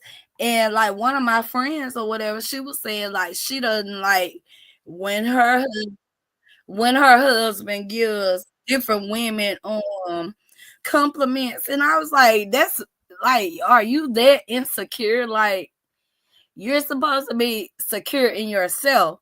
I don't care if my husband say that he feel like, you know what I'm saying, the lady walking down the street is beautiful, or you know what I'm saying, she fine. If the bitch fine, she just fine. He ain't blind. And fuck her, you know what I'm saying? People are weird and everybody is different. You know what I'm saying? To me, it's not a big deal. It's really not a big deal because being married does not make you blind. Right. No, I fully agree with you. And listen, I'm just messing with you. Like, no, I agree with you. To me, Moses is fine as hell. You know, I mean, and then he got that little old Moses got that little smooth ass like little thizzle to him. So you know what I'm saying? A little bit of listen, for what I'm you know what I'm saying, all that stuff. No, from what I've seen of Moses, he really is a solid dude. And like I said, when I saw Sonny on the beach in that light blue outfit, I'm like, I understand. I mean, Sonny, she blessed with it. I mean, thank God I wasn't having mimosas with Melody. I mean, not that I'm a cold slaw. Okay, I respect people's relationships, but you know, seeing her beauty up close, it would have done something to me. I'm not gonna sit here in front, you know, just keeping it a buck. So I feel it. I understand it. Yeah. You know what I'm saying? Like, this is my whole thing. And I've said before, everybody know I don't like Tisha. I don't like her. I do not like her in her head. I do not like her anywhere. I do not like Tisha. I don't like her. But Tisha is a beautiful girl. I'm so serious. Like, she's a beautiful girl. You know, I don't like her before that, but she's beautiful. I mean, she beautiful chocolate skin. You know what I'm saying? She got that. You know, even though she bought her bottom, you know what I'm saying, her bottom, she looks good. And you know what I'm saying? Hey, I ain't no hater. If the bitch fine, the bitch just fine. Fuck, I don't know. Shit, but yeah, Sonny. I don't understand. Like, I feel like I would have felt better about Sonny if she wouldn't have been trying to justify a timeline of events for when she started dealing with Moses. Because this is the thing. And everybody be talking like, you wrong, this, that, whatever. But I'm really not. I feel like if a man isn't married, he's a much right man.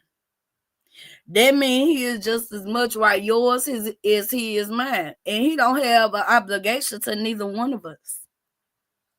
That's how I feel. Everybody different, but this is how I feel. So when Destiny talking about, oh, we was just together and we was this, that, whatever. Girl, you was just together with him when he was with his wife. If the man cheat on his wife with you, what make you think that you can get with him and he ain't gonna cheat on you? First of all, let's just be honest. A man gonna be a man. I don't give a damn how good your pussy is. I don't give a damn how good you can suck a dick. I don't give a damn how good you can cook, clean, whatever. If a man got it on his mind that he gonna step out, he gonna step out. Ain't nothing you can do about it. And in regards to a man that's not married, I feel like that's a much right man. He doesn't owe either one of you. You know what I'm saying? The type of dude you dealing with, like Destiny, you knew he had a wife, be it they separated, be it whatever the situation was, or whatever. What make you think that he was gonna get with you and things would be different?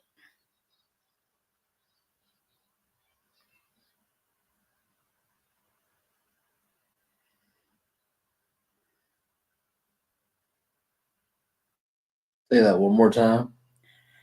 Nothing should have made you feel like, I'm saying, what made Destiny feel like if the man cheated on his wife with her?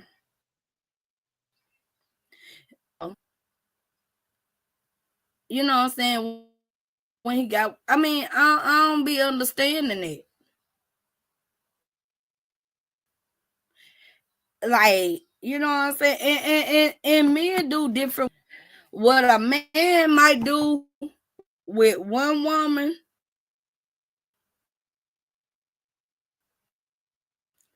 you know what I'm saying, he may not do with the next one. With that situation, like I said, if the man ain't married, he's a much right man.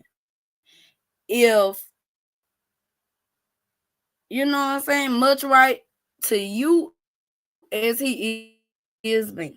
I'm just saying.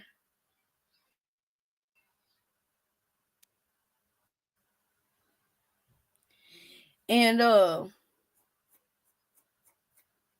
it like she been betrayed and you know all that type of stuff. And I was like, girl, are you serious right now? I have always said ever since, you know, Destiny hit the scene, that Destiny was the cast concubine. That's probably her name in the credits. Destiny Payton. And I could be wrong. And that's rarely ever. But I could be wrong. But that's just how I feel. I don't care what she do. I ain't gonna like her. I just ain't gonna like the bitch. I don't like her. You know what I'm saying? Like, first of all, I hate an ungrateful person. I don't have a lot of friends, but the friends that I do have, I don't have for years, except for two or whatever. These are ladies that I don't share secrets with. Don't hear it. These are ladies that know me and know how I am, and they still love me. They still bring me around. They know I'm ignorant as fuck, you know, and Destiny ain't no friend of nobody. Destiny will do anything. Destiny, her and Mel were friends. I never liked Destiny. Right. Never. Because I know a snake when I see him. Yeah. Yes, I do. No, I think at this point, you know, with Destiny, you know, she is gonna Destiny like I said, type of person. Like she try to pretend like she Tisha this, Tisha that, or whatever. Destiny type of person like Marcel can say something to Destiny or whatever, and if Destiny feel like that's gonna help her in some type of way, Destiny gonna go with it. Destiny, and the whole fact of the matter is, like I said, the friends that I've had for years, and yes, if one of them bitches gonna say they need $1. If that's my last dollar, I'm gonna give it to them. Cause you know what I'm saying? Those are the type of friends that I have, and I don't have many. And they would do the same damn thing. You know what I'm saying? Destiny, the way that she just downplayed somebody, Mel giving her however much money that was, whether she asked for it or not. I can't, bitch. If Mel better than me, cause I would have beat the fuck out of you. If I go to your house and you knew what you was doing, if you left that letter sitting there, and she saw the letter, whatever, your lights getting cut out, your mortgage ain't paid, whatever, you knew the type of heart that girl had, and you the type of heart that she is. See, that's a dirty bitch. Yeah, I think with Destiny, her You all talking character. about she wasn't a friend to you? Yeah, I think with Destiny at this point, her character precedes her. I think at this point, because to have Melody come out and say something, I give my friend $6,000 if I got it. But and Destiny acted as though it's not a big deal. Bitch, don't nobody owe you something. Don't nobody owe you a damn thing. That woman did that out of the kindness of us that have it. She knew the situation you were going through. But what you do? You backflip, front flip, back flip, side flip, and all that stuff. I like I said, I ain't never like this. I ain't like it when they was friends, her and Mel. Because I saw this shit in her already. Now, Stormy, that's a different story. Now, I love me some Stormy. I love her as a businesswoman. I just love Stormy whole aura. And if it would not have been for this show and people in their personal business, like Stormy Mama and these goddamn fans or whatever, I feel like Mel and Stormy wouldn't be where they are. Both of them are two boss ass bitches. Done, you know what I'm saying? Got it out the mud. People didn't want is one of them. Stormy and Mama don't even like Stormy though. And that's the hey China baby. Hey, welcome in. No, I think I think at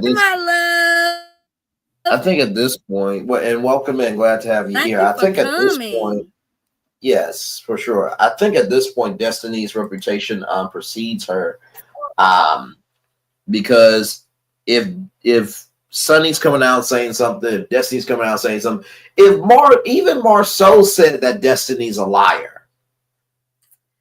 Yeah. At some point in time, it has to be you.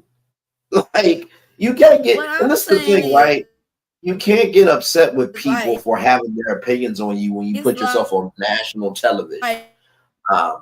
You know what I mean? So if you don't want the smoke, get off of TV. But if you stay on TV, you get the smoke. Like, it is what it is. Stormy and Mel had.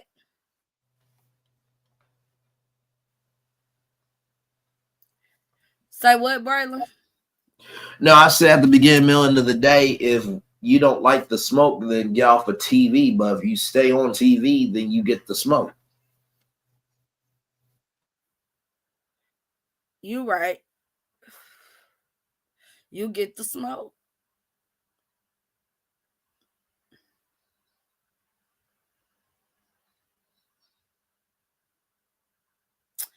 But I do feel like sometimes it be a lot. It be too much as far as people going on their show or whatever, and they are attacked for no reason. Now that shit right there be crazy to me. Everybody is free to like or dislike whoever they choose. You hear me? But like for people to go on go as far as doxing and calling businesses and that type of stuff or whatever, I feel like that stuff is too far. And I don't believe like when they say they people be millimeters or male fans or whatever, that's not something that she would do. No, not at all. And not to mention too, my thing is, I don't know Mel personally, but I do have a lot of family members in that Huntsville area that know Mel. And that's not the type of stuff that she would be into. Even though like them people on that show have done her different ways or whatever, like she still go around, she still support they whatever they got going on and all that type of stuff. And I just don't feel like, what I'm saying, she would be okay knowing half of the stuff that's been done. Oh no, for sure. And with that too, my biggest thing is always it's in the name of melody. Right. And my biggest thing, she catches a lot of flack. Right. No, she does. Like fanatics and stuff. Like back in the day, like all that doxing and stuff, putting people's names out there and putting people that talking about folks who working for Carlos King and all that crazy ass shit. Like that still be dumb as fuck to me. And that's why I had to, like I said, like take a hiatus from like all that stuff. And I went to another sector. And I'm gonna just say this: it's not just like reality and stuff that you have to like detox yourself from, because the sector that I entered as well had like drama, like doxing, and they actually will meet up and fight. Like shit be wild. Shit be real wild. Like crazy stuff.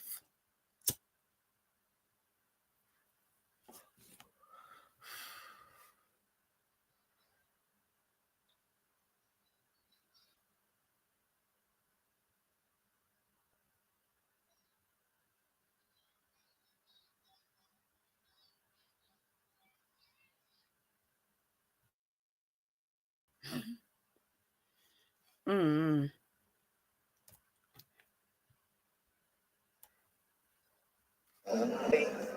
Hi. Hey, sweetheart. Good. How are you? What's going on, sir? What's going on, man? Let's see you. Let's see you. Oh, snap. Watch them chairs, boy. They get away pretty quick. Hello, ma'am. Hi. Hi. Nice to see you again, buddy. Y'all look. So I see y'all on the other side of the room. I know, man. I was like, that's what I thought they would have put us like, to the table up together. So I don't know. We're sitting here and Ken's trying to send the kids money, but the service is bad. Hey, man. I know. Tell you, bro, your spirit seems better since the last time. For sure.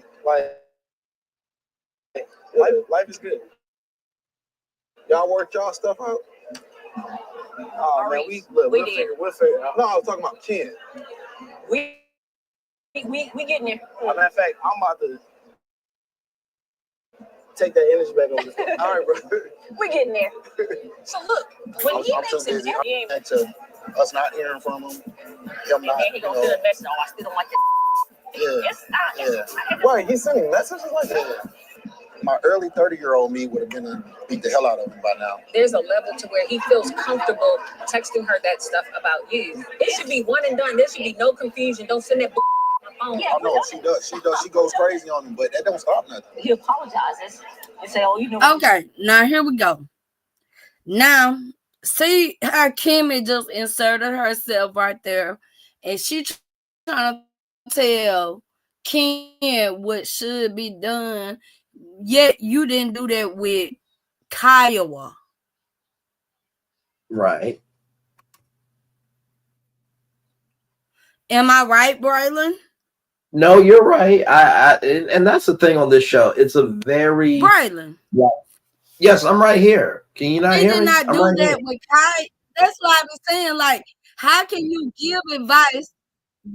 You're giving advice um uh, uh, uh, on a situation is cool, but you didn't even do what you're telling him to do. And Right. so did Maurice or whatever. Maurice make things, you know what I'm saying, clear, or you know what I'm saying, come to a common ground as far as Kimmy. Kimmy basically did all that herself. Right. But you over there talking, like, Ken, that shit crazy. It be the like contradicting stuff, like, to me. Just emotional. Yeah, I'm gonna tell you, man. I'm gonna start apologizing immediately when I give advice without getting more information. I'm sorry, kid. Exactly. That's what I'm saying. Hey, y'all. I'm sorry. What happened? My shoes. I know my feet. Oh, your flesh. Thank you for coming. Need a rubber please? Coming up on Love&Marriage Huntsville. Oh, where's Moses? A little probation situation for him. Yeah. You know, my mom was sick. Like, I would ask my sister to stay here. I got to go check on my friend. You discredit the time that we spent together. I was your mentor. And there, I do believe that Mel owed Miss Nail an apology. Maybe mentorship was not the correct word or verb count. By her own account, you know what I'm saying? And I've heard them say that Miss Nail and Mr. Fletcher, their relationship, like, they talked to them, they prayed with them, they cried with them, they did that, and that hurt Miss Nail's feelings. Yeah. If it's I you know what I'm definitely. saying, like, I just feel like that should have been something that was taken more seriously. And I'm glad in this moment that Mel kind of like was able to understand where Miss Nail was coming from or whatever, because that really bothered her. Like, she really you know what I'm saying, she felt like Miss Nail felt like, you know what I'm saying, the things that her and Mr. Fletcher overcame, you know, Mel and Martell could have overcame or whatever, but there were different dynamics and they're different people, where she felt like, you know what I'm saying, it is what it is, I'm gonna stay and, you know, just deal with it. Right. No, Mel was not that, you know, yeah, was not willing to do that, and rightfully, right. you know what I'm saying. But yeah, I can absolutely get why Miss Nail felt offended. Yeah, I would have to agree with you because here's the thing, right? When I think of mentorship, I think of more of a business mentorship. You know what I mean? How to get in the industry, how do you get contracts, things of that energy, right? I would say, when it comes to, helping a relationship, that may be friendship more than mentorship on how to get through a relationship to me. So like you said, maybe it wasn't the right word, but I do agree that the energy that was given, that was real and that should be respected, even if mentorship is not the correct terminology. You know what I mean? Because there's plenty of people that have given advice for free, just like me and you have talked to the DM and other people, but I don't think people would consider me a mentor. I think they would just consider, me just giving them advice. But as long as the nature of the energy is real and is respected, then I'm fine, because it all depends on what you define as a mentorship. But also too, investment is more heavy than just the title. But that's how I feel about it. Yeah. Yeah. You know what I'm saying? But if your friend, you hurt your because I'm like that. You know what I'm saying? Blunt and to the point. So, you know what I'm saying? Like sometimes I may say something and it's taken a different way when I'm absolutely not meaning any harm by what I'm saying. You know, but if it makes my friend, family member, whatever upset, and they let me know, you know what I'm saying, I need to take into consideration their feelings and then, you know what I'm saying, move accordingly. It is what it is. I feel like Mel and Miss Nell, you know what I'm saying, been friends a long time. And you know, there's not one relationship, friendship, whatever, that hadn't hit a bumpy, you know, road. That everything been peaches and cream the whole way through. And then another thing is if or whatever, if I can't come to you and tell you what I feel is wrong or right or whatever, then what are we doing? Right.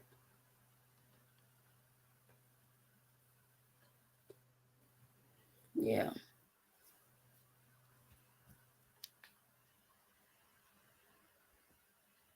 Yep. But I'm not gonna go through all that.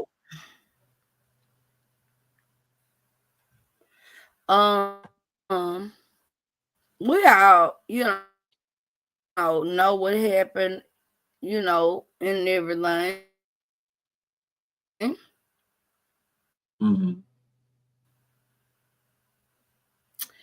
So right now, what I'm going to sector, I think I'm gonna come back tomorrow and I'm gonna do Married to Medicine. Okay.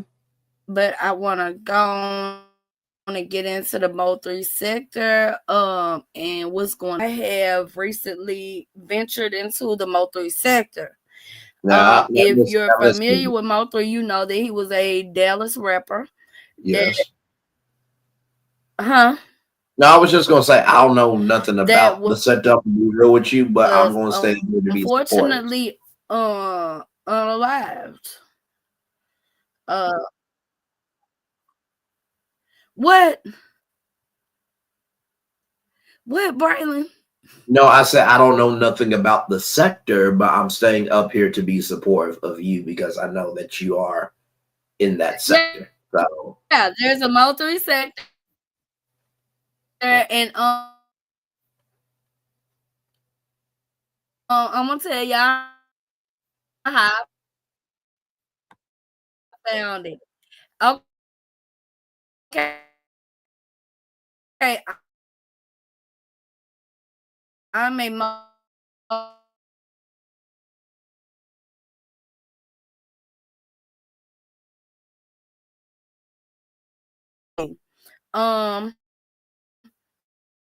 back in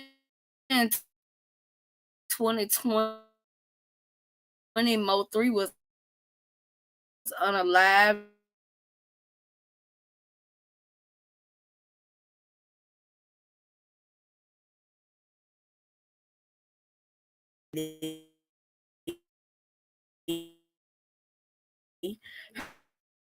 Her name is Jackie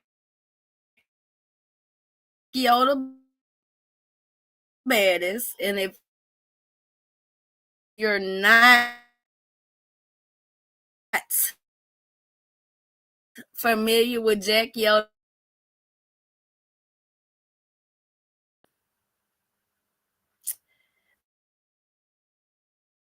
But yeah, there's a lot of characters in the set. It's always a lot of drama. It's a lot of hate. It's a lot of everything. Like, and they actually will meet up and fight over there. They're like the reality TV sector. They will meet up and like really fight and stuff over there. But anyway, yeah, it's been a lot going on lately in the sector. Hey,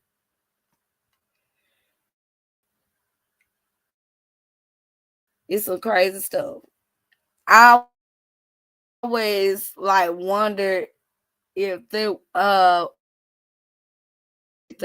had the same amount of drama and the same things go on. And what I've gathered since I've been, intertwined into this sector is yes, they dox. They do a lot of crazy stuff. Like it's crazy. And like my nieces call me unghetto, and they call me, ratchet and all that stuff. I guess I am. Hey, it is what it is. Because like the stuff I've been over here about a year and a half, you know what I'm saying? Just, in the sector. I found some really great content creators. It's always like a good time. It's always you're gonna get something, some type of interesting something or whatever. It's full of drama. It, it literally is full of drama.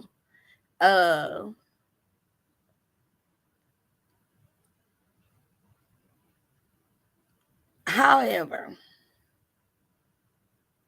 I'm gonna just say this.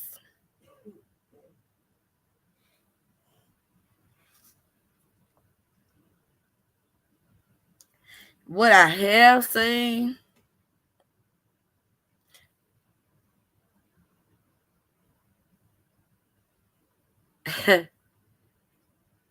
is a lot of hate. And let me just say this. This is the internet. This is an app. This is social media, and everybody is here for entertainment. There should never be a time that I am hating you so much that I want your page taken down, or I want to dox you and your family members, or I want to just do any kind of underhanded stuff because I feel a type of way. And then the sad part is they do things in the name of M03.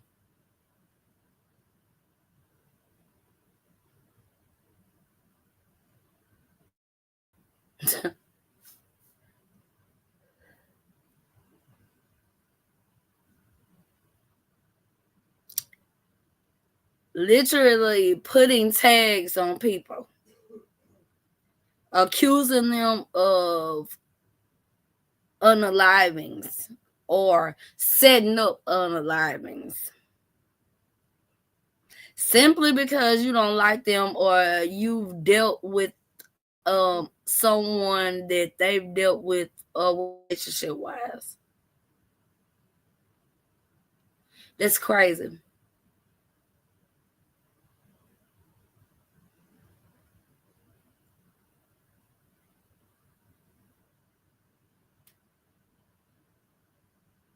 Want people to pick sides.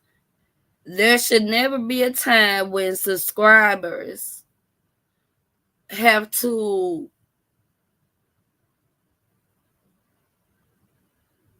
not go to different channels because they feel obligated to one certain content creator. See, me, I like to go to different content creators and stuff because everybody has a different perspective.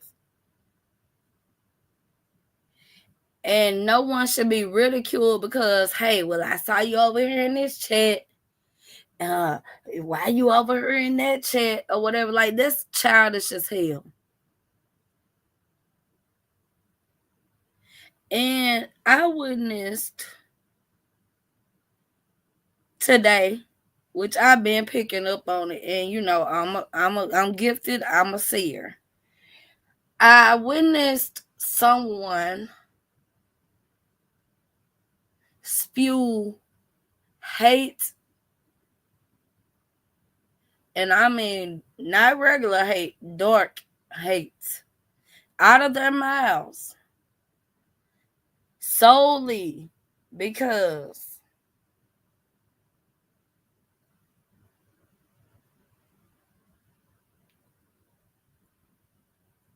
they want somebody else to pick a side. These people have been laughing at people being evicted, people camera slips, people, you know what I'm saying, just being less fortunate maybe than others. And I'm going to say this. I come from a big family and they come from all walks of life. Some got money, some don't, or whatever. Some are educated, some aren't educated. You know what I'm saying? I've also seen people at the top. They have to go all the way back down to the bottom.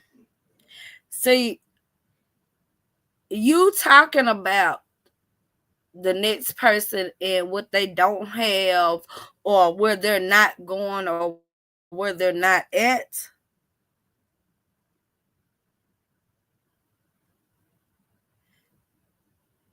may cause you some strife in the end. The old people used to say laughing is catching. I done seen it. I done seen people with money, businesses and stuff be all the way at the top, but laugh and talk about and ridicule others and then have to go all the way to the bottom.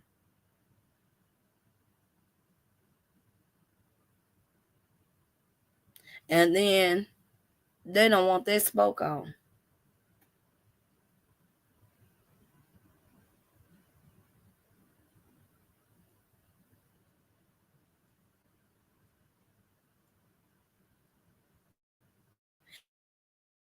One thing I never did. Now, see, I was finna tell a lie. The thing about it is, when you reach a certain age or whatever, you're supposed to turn away from childish things. Yeah, I'm friends with Braylon, and if Braylon and this Cash Money shirt I got in my closet got beef, then you know I got beef too with the shirt. You know what I'm saying? That type of stuff. Like, who has the time to be hating folks on somebody else's behalf? No. You hating on the next person and they ain't thinking about you. That's it. You sitting on a panel, you're sitting on a panel gossiping, lying, and throwing subliminals and all that type of stuff about somebody else, and they ain't giving a damn about you. You getting your blood pressure raised sky high, your wig turned to the side, your eyelashes flying off, one side of your lip going to the left and the other one going to the right or whatever, and you upset and ain't nobody thinking about you. You mad at the world because you made poor decisions in your life and you got a bad name on your back or whatever, and ain't nobody thinking about you. Correct. You need to check yourself. You cannot say on one hand, oh Lord, I'm on this, whatever, God, this, that, whatever, the third. And then in the next breath, talk about you'll pay a witch doctor to do something to somebody off of some YouTube shit. Oh, I'm my from Lord. Louisiana. I'm from Louisiana, baby. Wait a minute. I'm about to type in. If you know anything about Louisiana, you know that voodoo is embedded all through the state. And contrary to whatever everybody want to believe, oh, if you don't believe in it, it won't happen. That's a lie. But I will tell you this. If you tap into some of that stuff and mean it for bad for somebody, it's going to come back tenfold for you. And Absolutely. just because you might think it's you, it may not be. That stuff will carry on and hit somebody generations down. You mess with stuff like that or whatever, it'll fuck around and fuck your kids up and your grandkids' kids. I'm about to type in something in the back chat. All you gotta do is just type in yes or no. Let me say this, right? Okay. Because I said this tonight on Virtual Tour Live. You know, people have the right to not like you for what you did, but that doesn't mean that they wish you evil, right? That's how I feel about most people in my life. I judge you by your investment, and I judge you by your congruent actions in accordance to your investment. So if you really want to know how somebody is moving, take a look at the fruit that they're producing. Seriously. Right. And it's really sad too, because it's just like all you have to do if you really want to see who is who, and I'll talk to you on the back end on the situation, because I want to know more, just to protect both of us. But anyway, it's really sad because it's just like I always say this in Swamp Talk. I think you might have done this before. If you pull up my live tab versus that so-called content creators live tab or any other live tab in this sector of Love and Marriage Huntsville, it is a easy contest of who's a real content creator, who isn't a real content creator. It's very easy. And so if you are more focused on somebody else's purpose, that indicates to me you have no purpose of your own to attend to. Because in order to go forward, you have to be able to have a mindset to invest in yourself with that energy.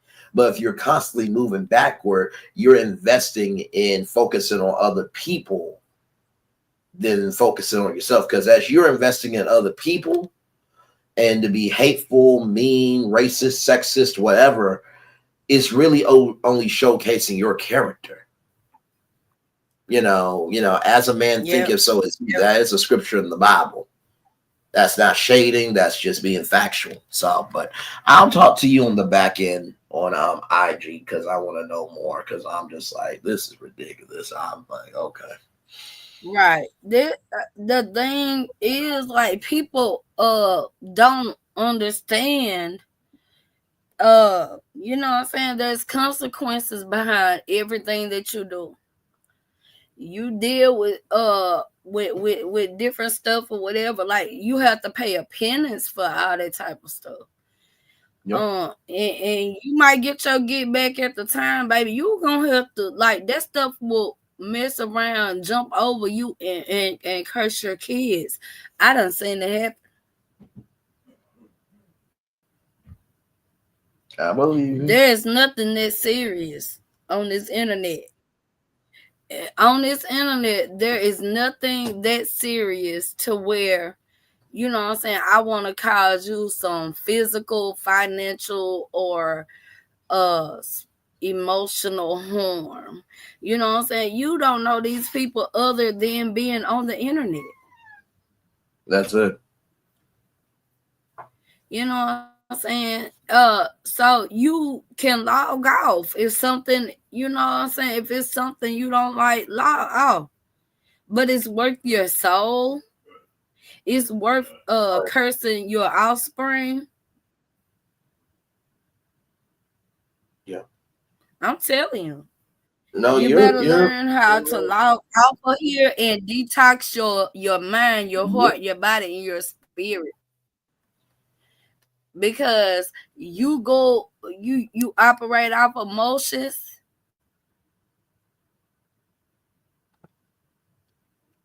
Of what's going on at the time or whatever, that'll mess you up in the long run. It really will. You know what I'm saying? Everybody can do what they want to do. But I'm telling you, no wrong deed goes unpunished. Amen. Amen. No, you're absolutely right. And listen, it is not being holier than thou or not recognizing that you can't make a mistake or that, you fall down. But, he or she who has not sinned cast the first stone. That's the scripture that I go to for anything and everything. Because if... Right. Are you going to be up for a minute? Because I want to talk to you on IG about that. Oh yeah. I'm gonna be up for a minute. But okay. Yeah, but like I said, people are crazy. And I used to think it was just like us over in the reality TV sector or whatever, like with the craziness, but it's not. Since I ventured off or whatever, it's some crazy stuff that goes on. Like I said, at least those, you know what I'm saying, the sector that I've entered. Now them women over there, baby, shit, if they in the same city, baby, they gonna meet up and they gonna fight and they gonna get down. You know what I'm saying? Like, and this internet is crazy. Like, people get so invested in YouTube, like, it be crazy. Yeah. It be real crazy, like real crazy. Yeah. No, it definitely does. And you know what's so sad too is and that... then I never understand. This is one thing I never understand. Yeah. Like, okay, I get like the doxing part is supposed to find like things that are, you know what I'm saying, negative to embarrass a person. But what if it don't? What if you come across somebody like me or whatever that don't give a damn about what they've done in their past and don't care who know about it? Because, baby, if you really want to know what happened, baby, the best thing to do is come to me and tell me, ask me. Because I'm going to give you the raw, uncut truth about me. You know what I'm saying? Shit, if I did it, I did it. I'm going to say I did. But it is what it is. Or whatever. But, you know what I'm saying? People would be doxing folks or whatever. Sometimes the people don't even have nothing on their records.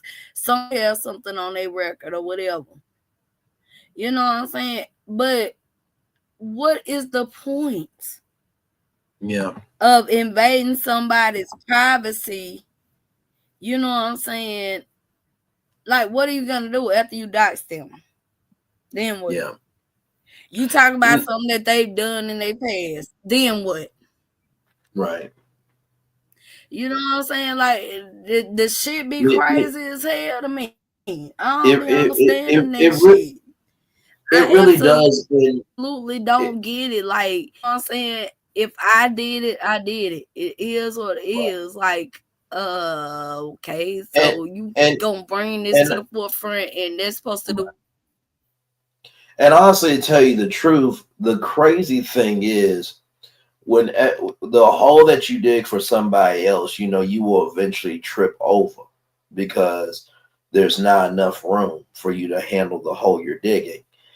And what I've come to realize is, you know, what you think is the worst thing is not really the worst thing, because there are bigger enemies than the person that you're dealing with.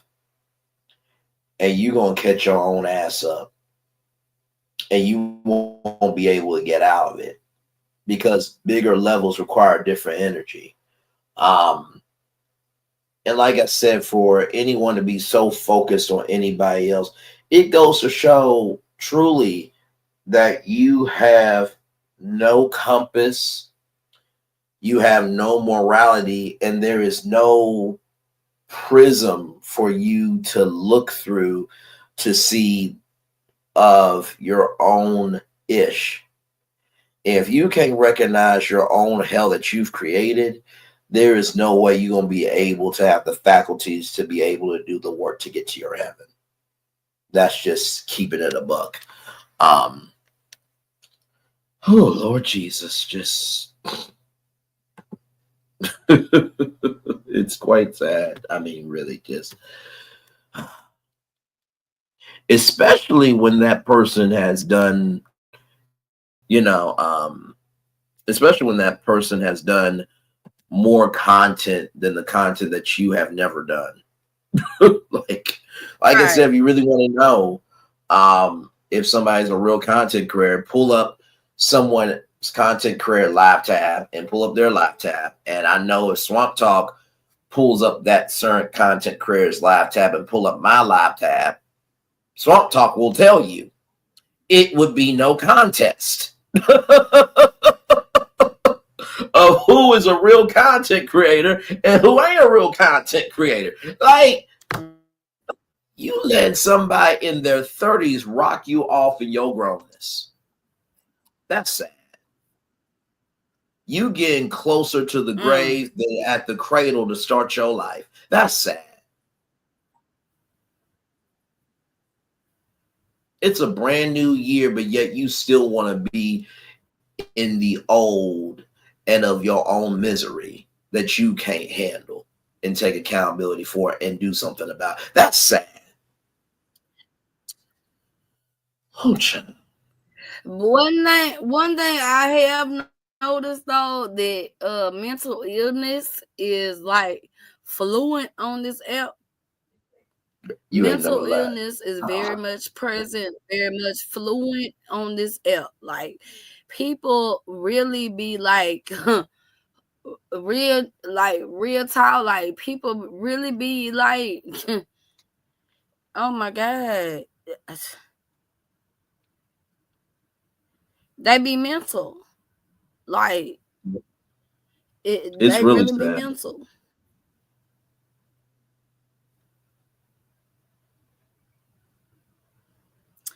And it don't even gotta be that way. It don't. And then what I hate about like reality TV sector, like you can't have like the difference of opinion, especially when it comes to Love and Marriage Huntsville. If you don't have like a like-minded thought about things, you're pretty much like blackballed or an outcast, or anything like that.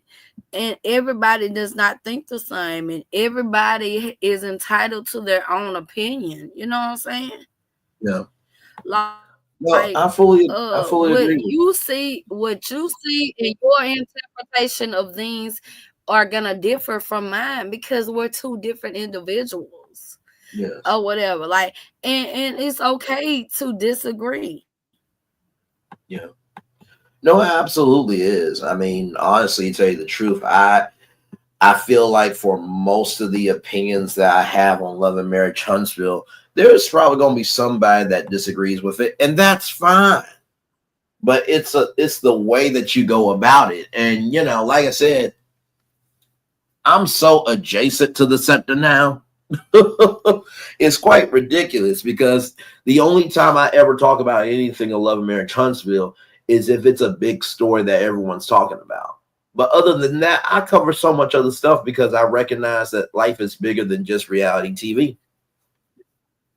It is. Mm-hmm. You know what I mean? Like right now, you know, we have fires going on out in California and people losing their lives. Like on the East Coast, it's the biggest blizzard of all time. So, you know, there are other important issues out there. And I just feel like, you know, I said this on Queen Sheba's live, you know, the person that you are should reflect in the content that you create. So if you're a mean, hateful, bitter person, then that's going to reflect in the content that you create. But if you are good, of kindness and joy, it's going to reflect in the content you create. Because here's the thing on YouTube. In the beginning, you can say you're naive because you're learning YouTube and you're trying to figure out what's what. But after a while, your consistency plus tenacity equals your destiny. So if you say you're going to move on, but yet you're moving on in the same fashion behind the scenes in hatefulness, strife, and chaos, then that reflects in the content you create. Money and circumstances don't change people. It just amplifies what's already in them. Now, if you've done wrong and you have evolved long enough to change, then who am I, right? Because we all were somebody yesterday. We're all somebody today. We're definitely going to be somebody tomorrow. But if you keep moving as you are, at that point, that the content you have produced and how you are behind the scenes is who you are at that point. It is what it is. Right. So, you know, if you really want to know who a person is, look at their content. Because the content that they create will reflect in the person that they are. That's it. YouTube's original slogan is broadcast yourself. You can't get upset if people are taking in how you broadcasting yourself. And the gag is the person that you can't stand, everybody else is getting along with them. Ain't that something? Everybody else is getting along with that person except you. Maybe the problem is you at that point. But hey, everything's in the eyes of the beholder, though.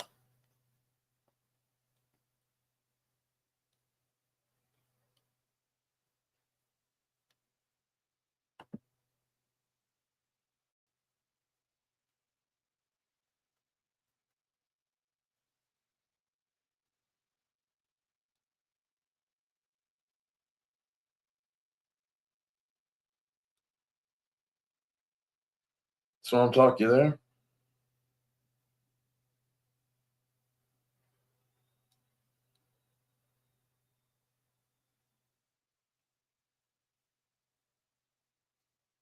Yeah, I'm here, Braylon.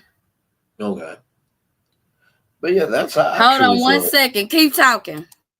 Yeah, but no, that's how I truly feel about it. So it's like, you know, you reap what you sow. You really, really do. You reap what you sow. Um, so yeah, it is what it is. It really is what it is. But sometimes you gotta go through some stuff to realize some stuff.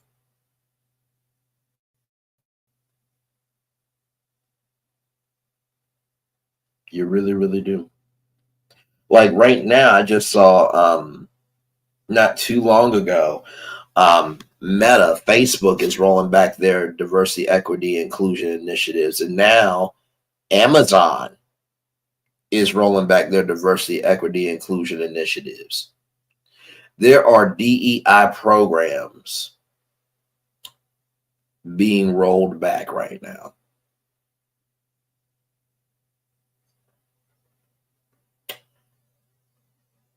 And it is quite sad that as diversity, equity, and inclusion, it is so sad that as diversity, equity, and inclusion is being rolled back, we got people upset because of the chaos that they've created for themselves. It's quite sad.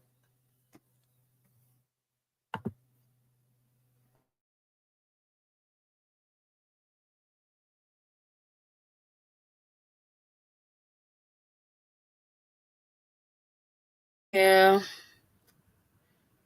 Mm-mm-mm. It's a crazy Yeah. shit. So yeah, I know. Like I was saying, Facebook and now Amazon's rolling back their diversity, equity, inclusion initiatives. So now we got big companies rolling back opportunities for Black people to rise up, but yet we got this trivial bullshit going on. It goes to show how people focus determines the vision. Yes. It ain't here for Black people to rise up. First of all, Black people ain't gonna rise up or whatever because we don't even like support each other. Like we don't have like that unity thing. That's some more than others because we're doing it just fine. It's absolutely sad. Y'all, we'll go pay our money to somebody else when it's somebody in our community doing the same thing or whatever, and we feel like they should be underpaid. You know what I'm saying? Like, she'd be crazy out here. I ain't gonna hold you. Like, but you know what, though, Swamp Talk, I will say this. As much Black entrepreneurship that I cover on Virtual Tour Live, like I covered a woman today who has a beard, hair oil line. Black woman. So I will say this. It's not every Black person that's not being supportive. I think it is the perspective of people think support is just financial. And that's up to us to get out of that mindset, because guess what? We're two Black people right now on YouTube supporting each other. But that's because we both have the mindset to do it. So there are Black people supporting Black people. It's just we have a few rotten apples in the bunch that they don't know how to do it for other people. But nobody can support you if you don't have a supportive soul for people to want to invest in you. Just keeping it a buck, you know. So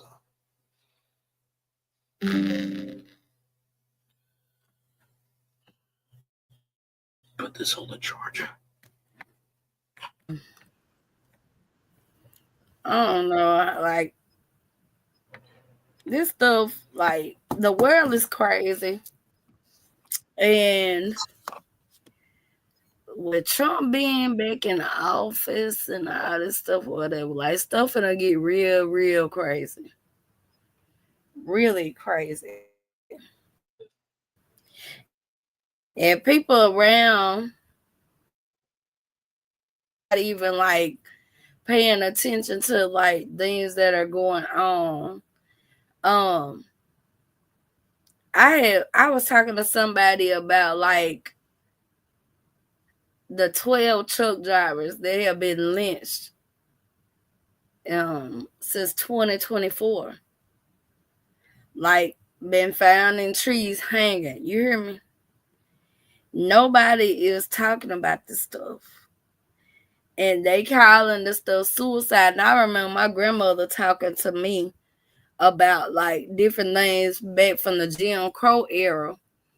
And she used to say like when they would lynch people, how, you know what I'm saying, they would always say like, you know what I'm saying, the person would commit suicide or, you know what I'm saying, they missing or something like that.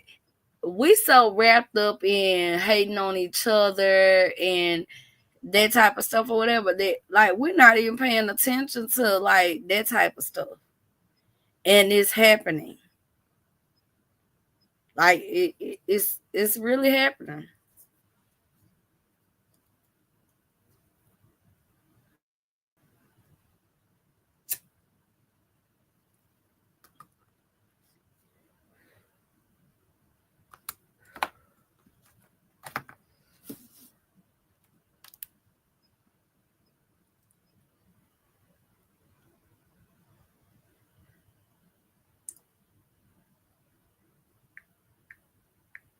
Sorry, I'm still right here.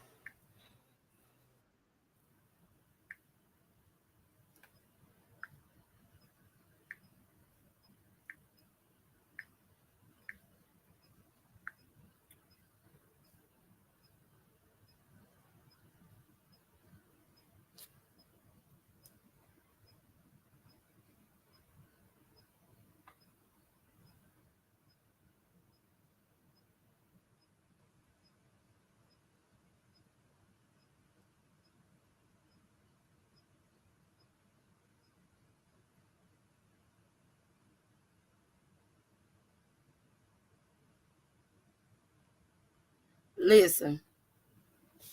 To that mysterious death in Vance County, a Chicago man found dead in Henderson, and the case is getting nationwide attention thanks to social media. Yeah, we're talking about 21-year-old Javion McGee. He was a truck driver and was found dead on Wednesday with a rope around his neck and leaning against a tree, triggering hundreds to post their suspicions on social media that McGee was lynched. Today, the Vance County Sheriff disputed those claims. He is calling it a death investigation. Tom George is in Henderson now. So, Tom, I know that you spoke to the sheriff one-on-one. Walk us through all of this.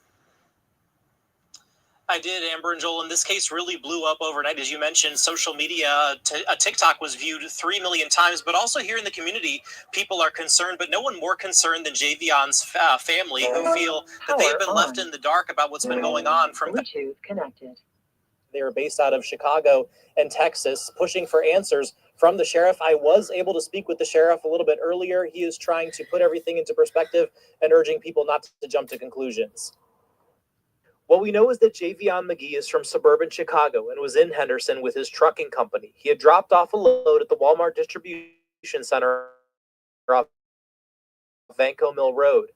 Investigators say Javion was found sitting up against a nearby tree outside the fenced area of the center with a rope around his neck.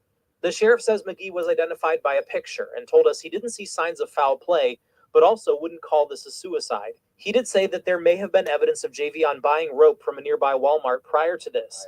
Sheriff Brame today urging people not to jump to conclusions. There is not a lynch in Vance County. The young man was not dangling from a tree. He was not swinging from a tree. The rope was wrapped around his neck. It was not a noose. It was not a knot in the rope. So therefore, it was not a lynching here in Vance County. But those explanations aren't adding up for Javion's family. A spokesperson for his mom in Texas says she feels the sheriff hasn't been forthcoming with information, and they say this is entirely out of character for Javion. He was always in touch with his family on his long trekking trips, and there were no signs that anything was wrong. Javion is a loving, funny, good to be around. You know, he never had any disturbing issues or nothing like that. He loved his family. You know, he loved just enjoying himself, and he loved being a truck driver. That was what he loved to do. That is confused right now. Like, what is this? Yeah, a lot of frustration among the family, a lot of unanswered questions. We know that some of his family is making their way to North Carolina right now, hoping to meet with the sheriff themselves. But in the meantime, the sheriff does tell me that Javion is having an autopsy conducted today. He's hoping to get the results of that. Again, he is not comfortable calling this a suicide until he knows an exact cause of death from that autopsy. Of course, we're going to continue pressing the sheriff for more information once that autopsy is conducted and we can release more information. Reporting live in Vance County tonight, Tom George, ABC 11, Eyewitness News. The investigation continues.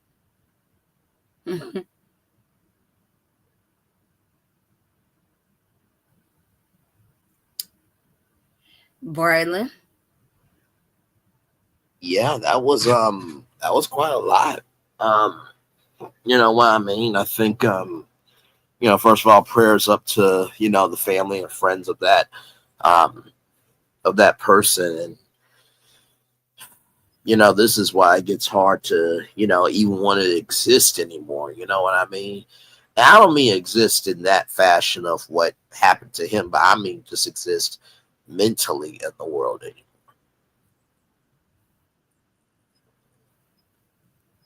You know what I mean? Yep. It's difficult because, you know, you want to be able to, for example, if you're a YouTuber, you know, you want to share, you know, personal stories and stuff like that, but also too, at this point, you don't know who's who.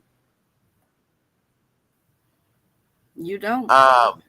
You know what I mean? And, you know, if you can't be safe at a movie theater, if you can't be safe at a gas station, a music festival, a grocery store, like, you can't be safe downtown, like, where can you go? Even in your own home, Right. you know what I mean? So it like I said before, it boggles my mind with people of this is the energy you want to give when there are people who are struggling way worse than you. It boggles my mind. But I do send prayers and light and Right. love to family and those friends because losing somebody is never easy. You know what I mean? So I just pray that, you know, God reaches them right At where they are. all. And Like, and to just lose somebody in that fashion, you know what I'm saying? That's crazy. yeah.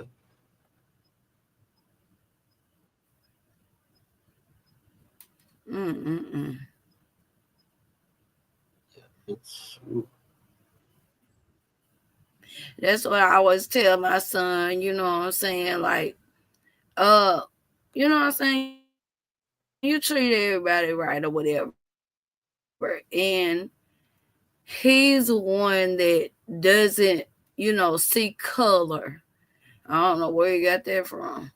But he is absolutely that type of person. Uh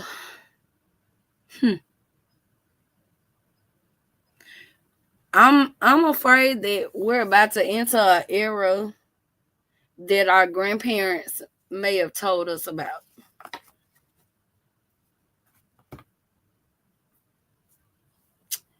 And that's just my opinion.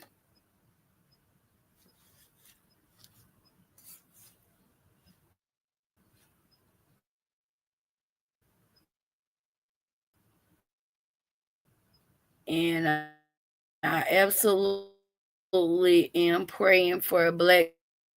Y'all got 2 strikes on y'all back at birth. And yeah, it's crazy.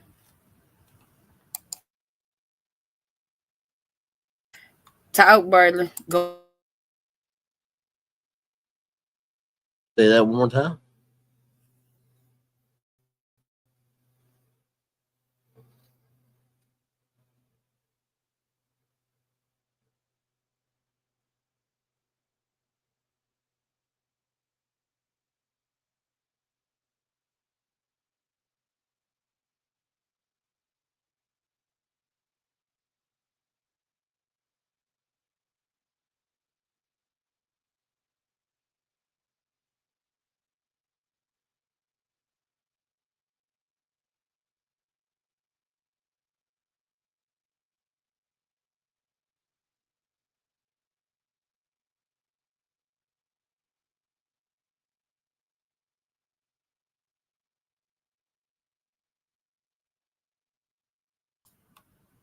Okay.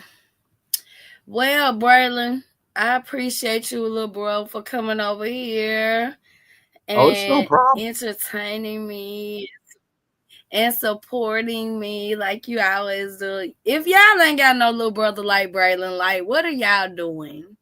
He is so Much supportive.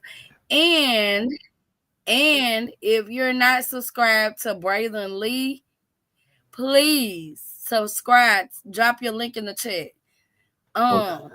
Subscribe to Braylon Lee. You're absolutely gonna have a good time. He is so well mannered. He is so professional in what he does. He is so informative. I love Braylon. I really do. Thank you. I love you back. I really mean that. Yeah. So subscribe, hit your notification bell so you know when he's going live or whatever. You're guaranteed a good time. You know what I'm saying? And we're about to get out of here. Like, you know, I appreciate you all for coming through and showing me love just by being here. Like, Hit comment, that share, like. subscribe to Swamp Talk as well. Yes, indeed. Yeah. Please. I am absolutely gonna try to get on here more regularly this year and try to build my page up. I want to do a lot of true crime, like everyday topics, not just solely, reality TV. But I do want to hit on important topics that affect our community. Women, black men, you know what I'm saying, that sort of thing. All that. And I'm working on it. And I'm going to try to push myself to be on here at least 2 to 3 times a week. And hey, you know what I'm saying? If y'all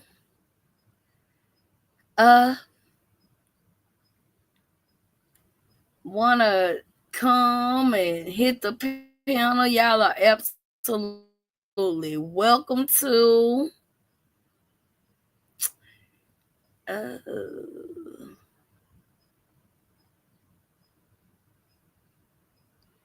We're about to get up out of here. I hope everybody has a blessed rest of their night. Have a blessed weekend. Hope I may be back tomorrow night. I'm not gonna make any promises, but if I am, you will get your notification bell if you hit notify all. Yeah. But thank you, Braylon, for everything, being here to support me. Just you being you, Braylon. I love you. And ain't nothing you can do about it. Out of here.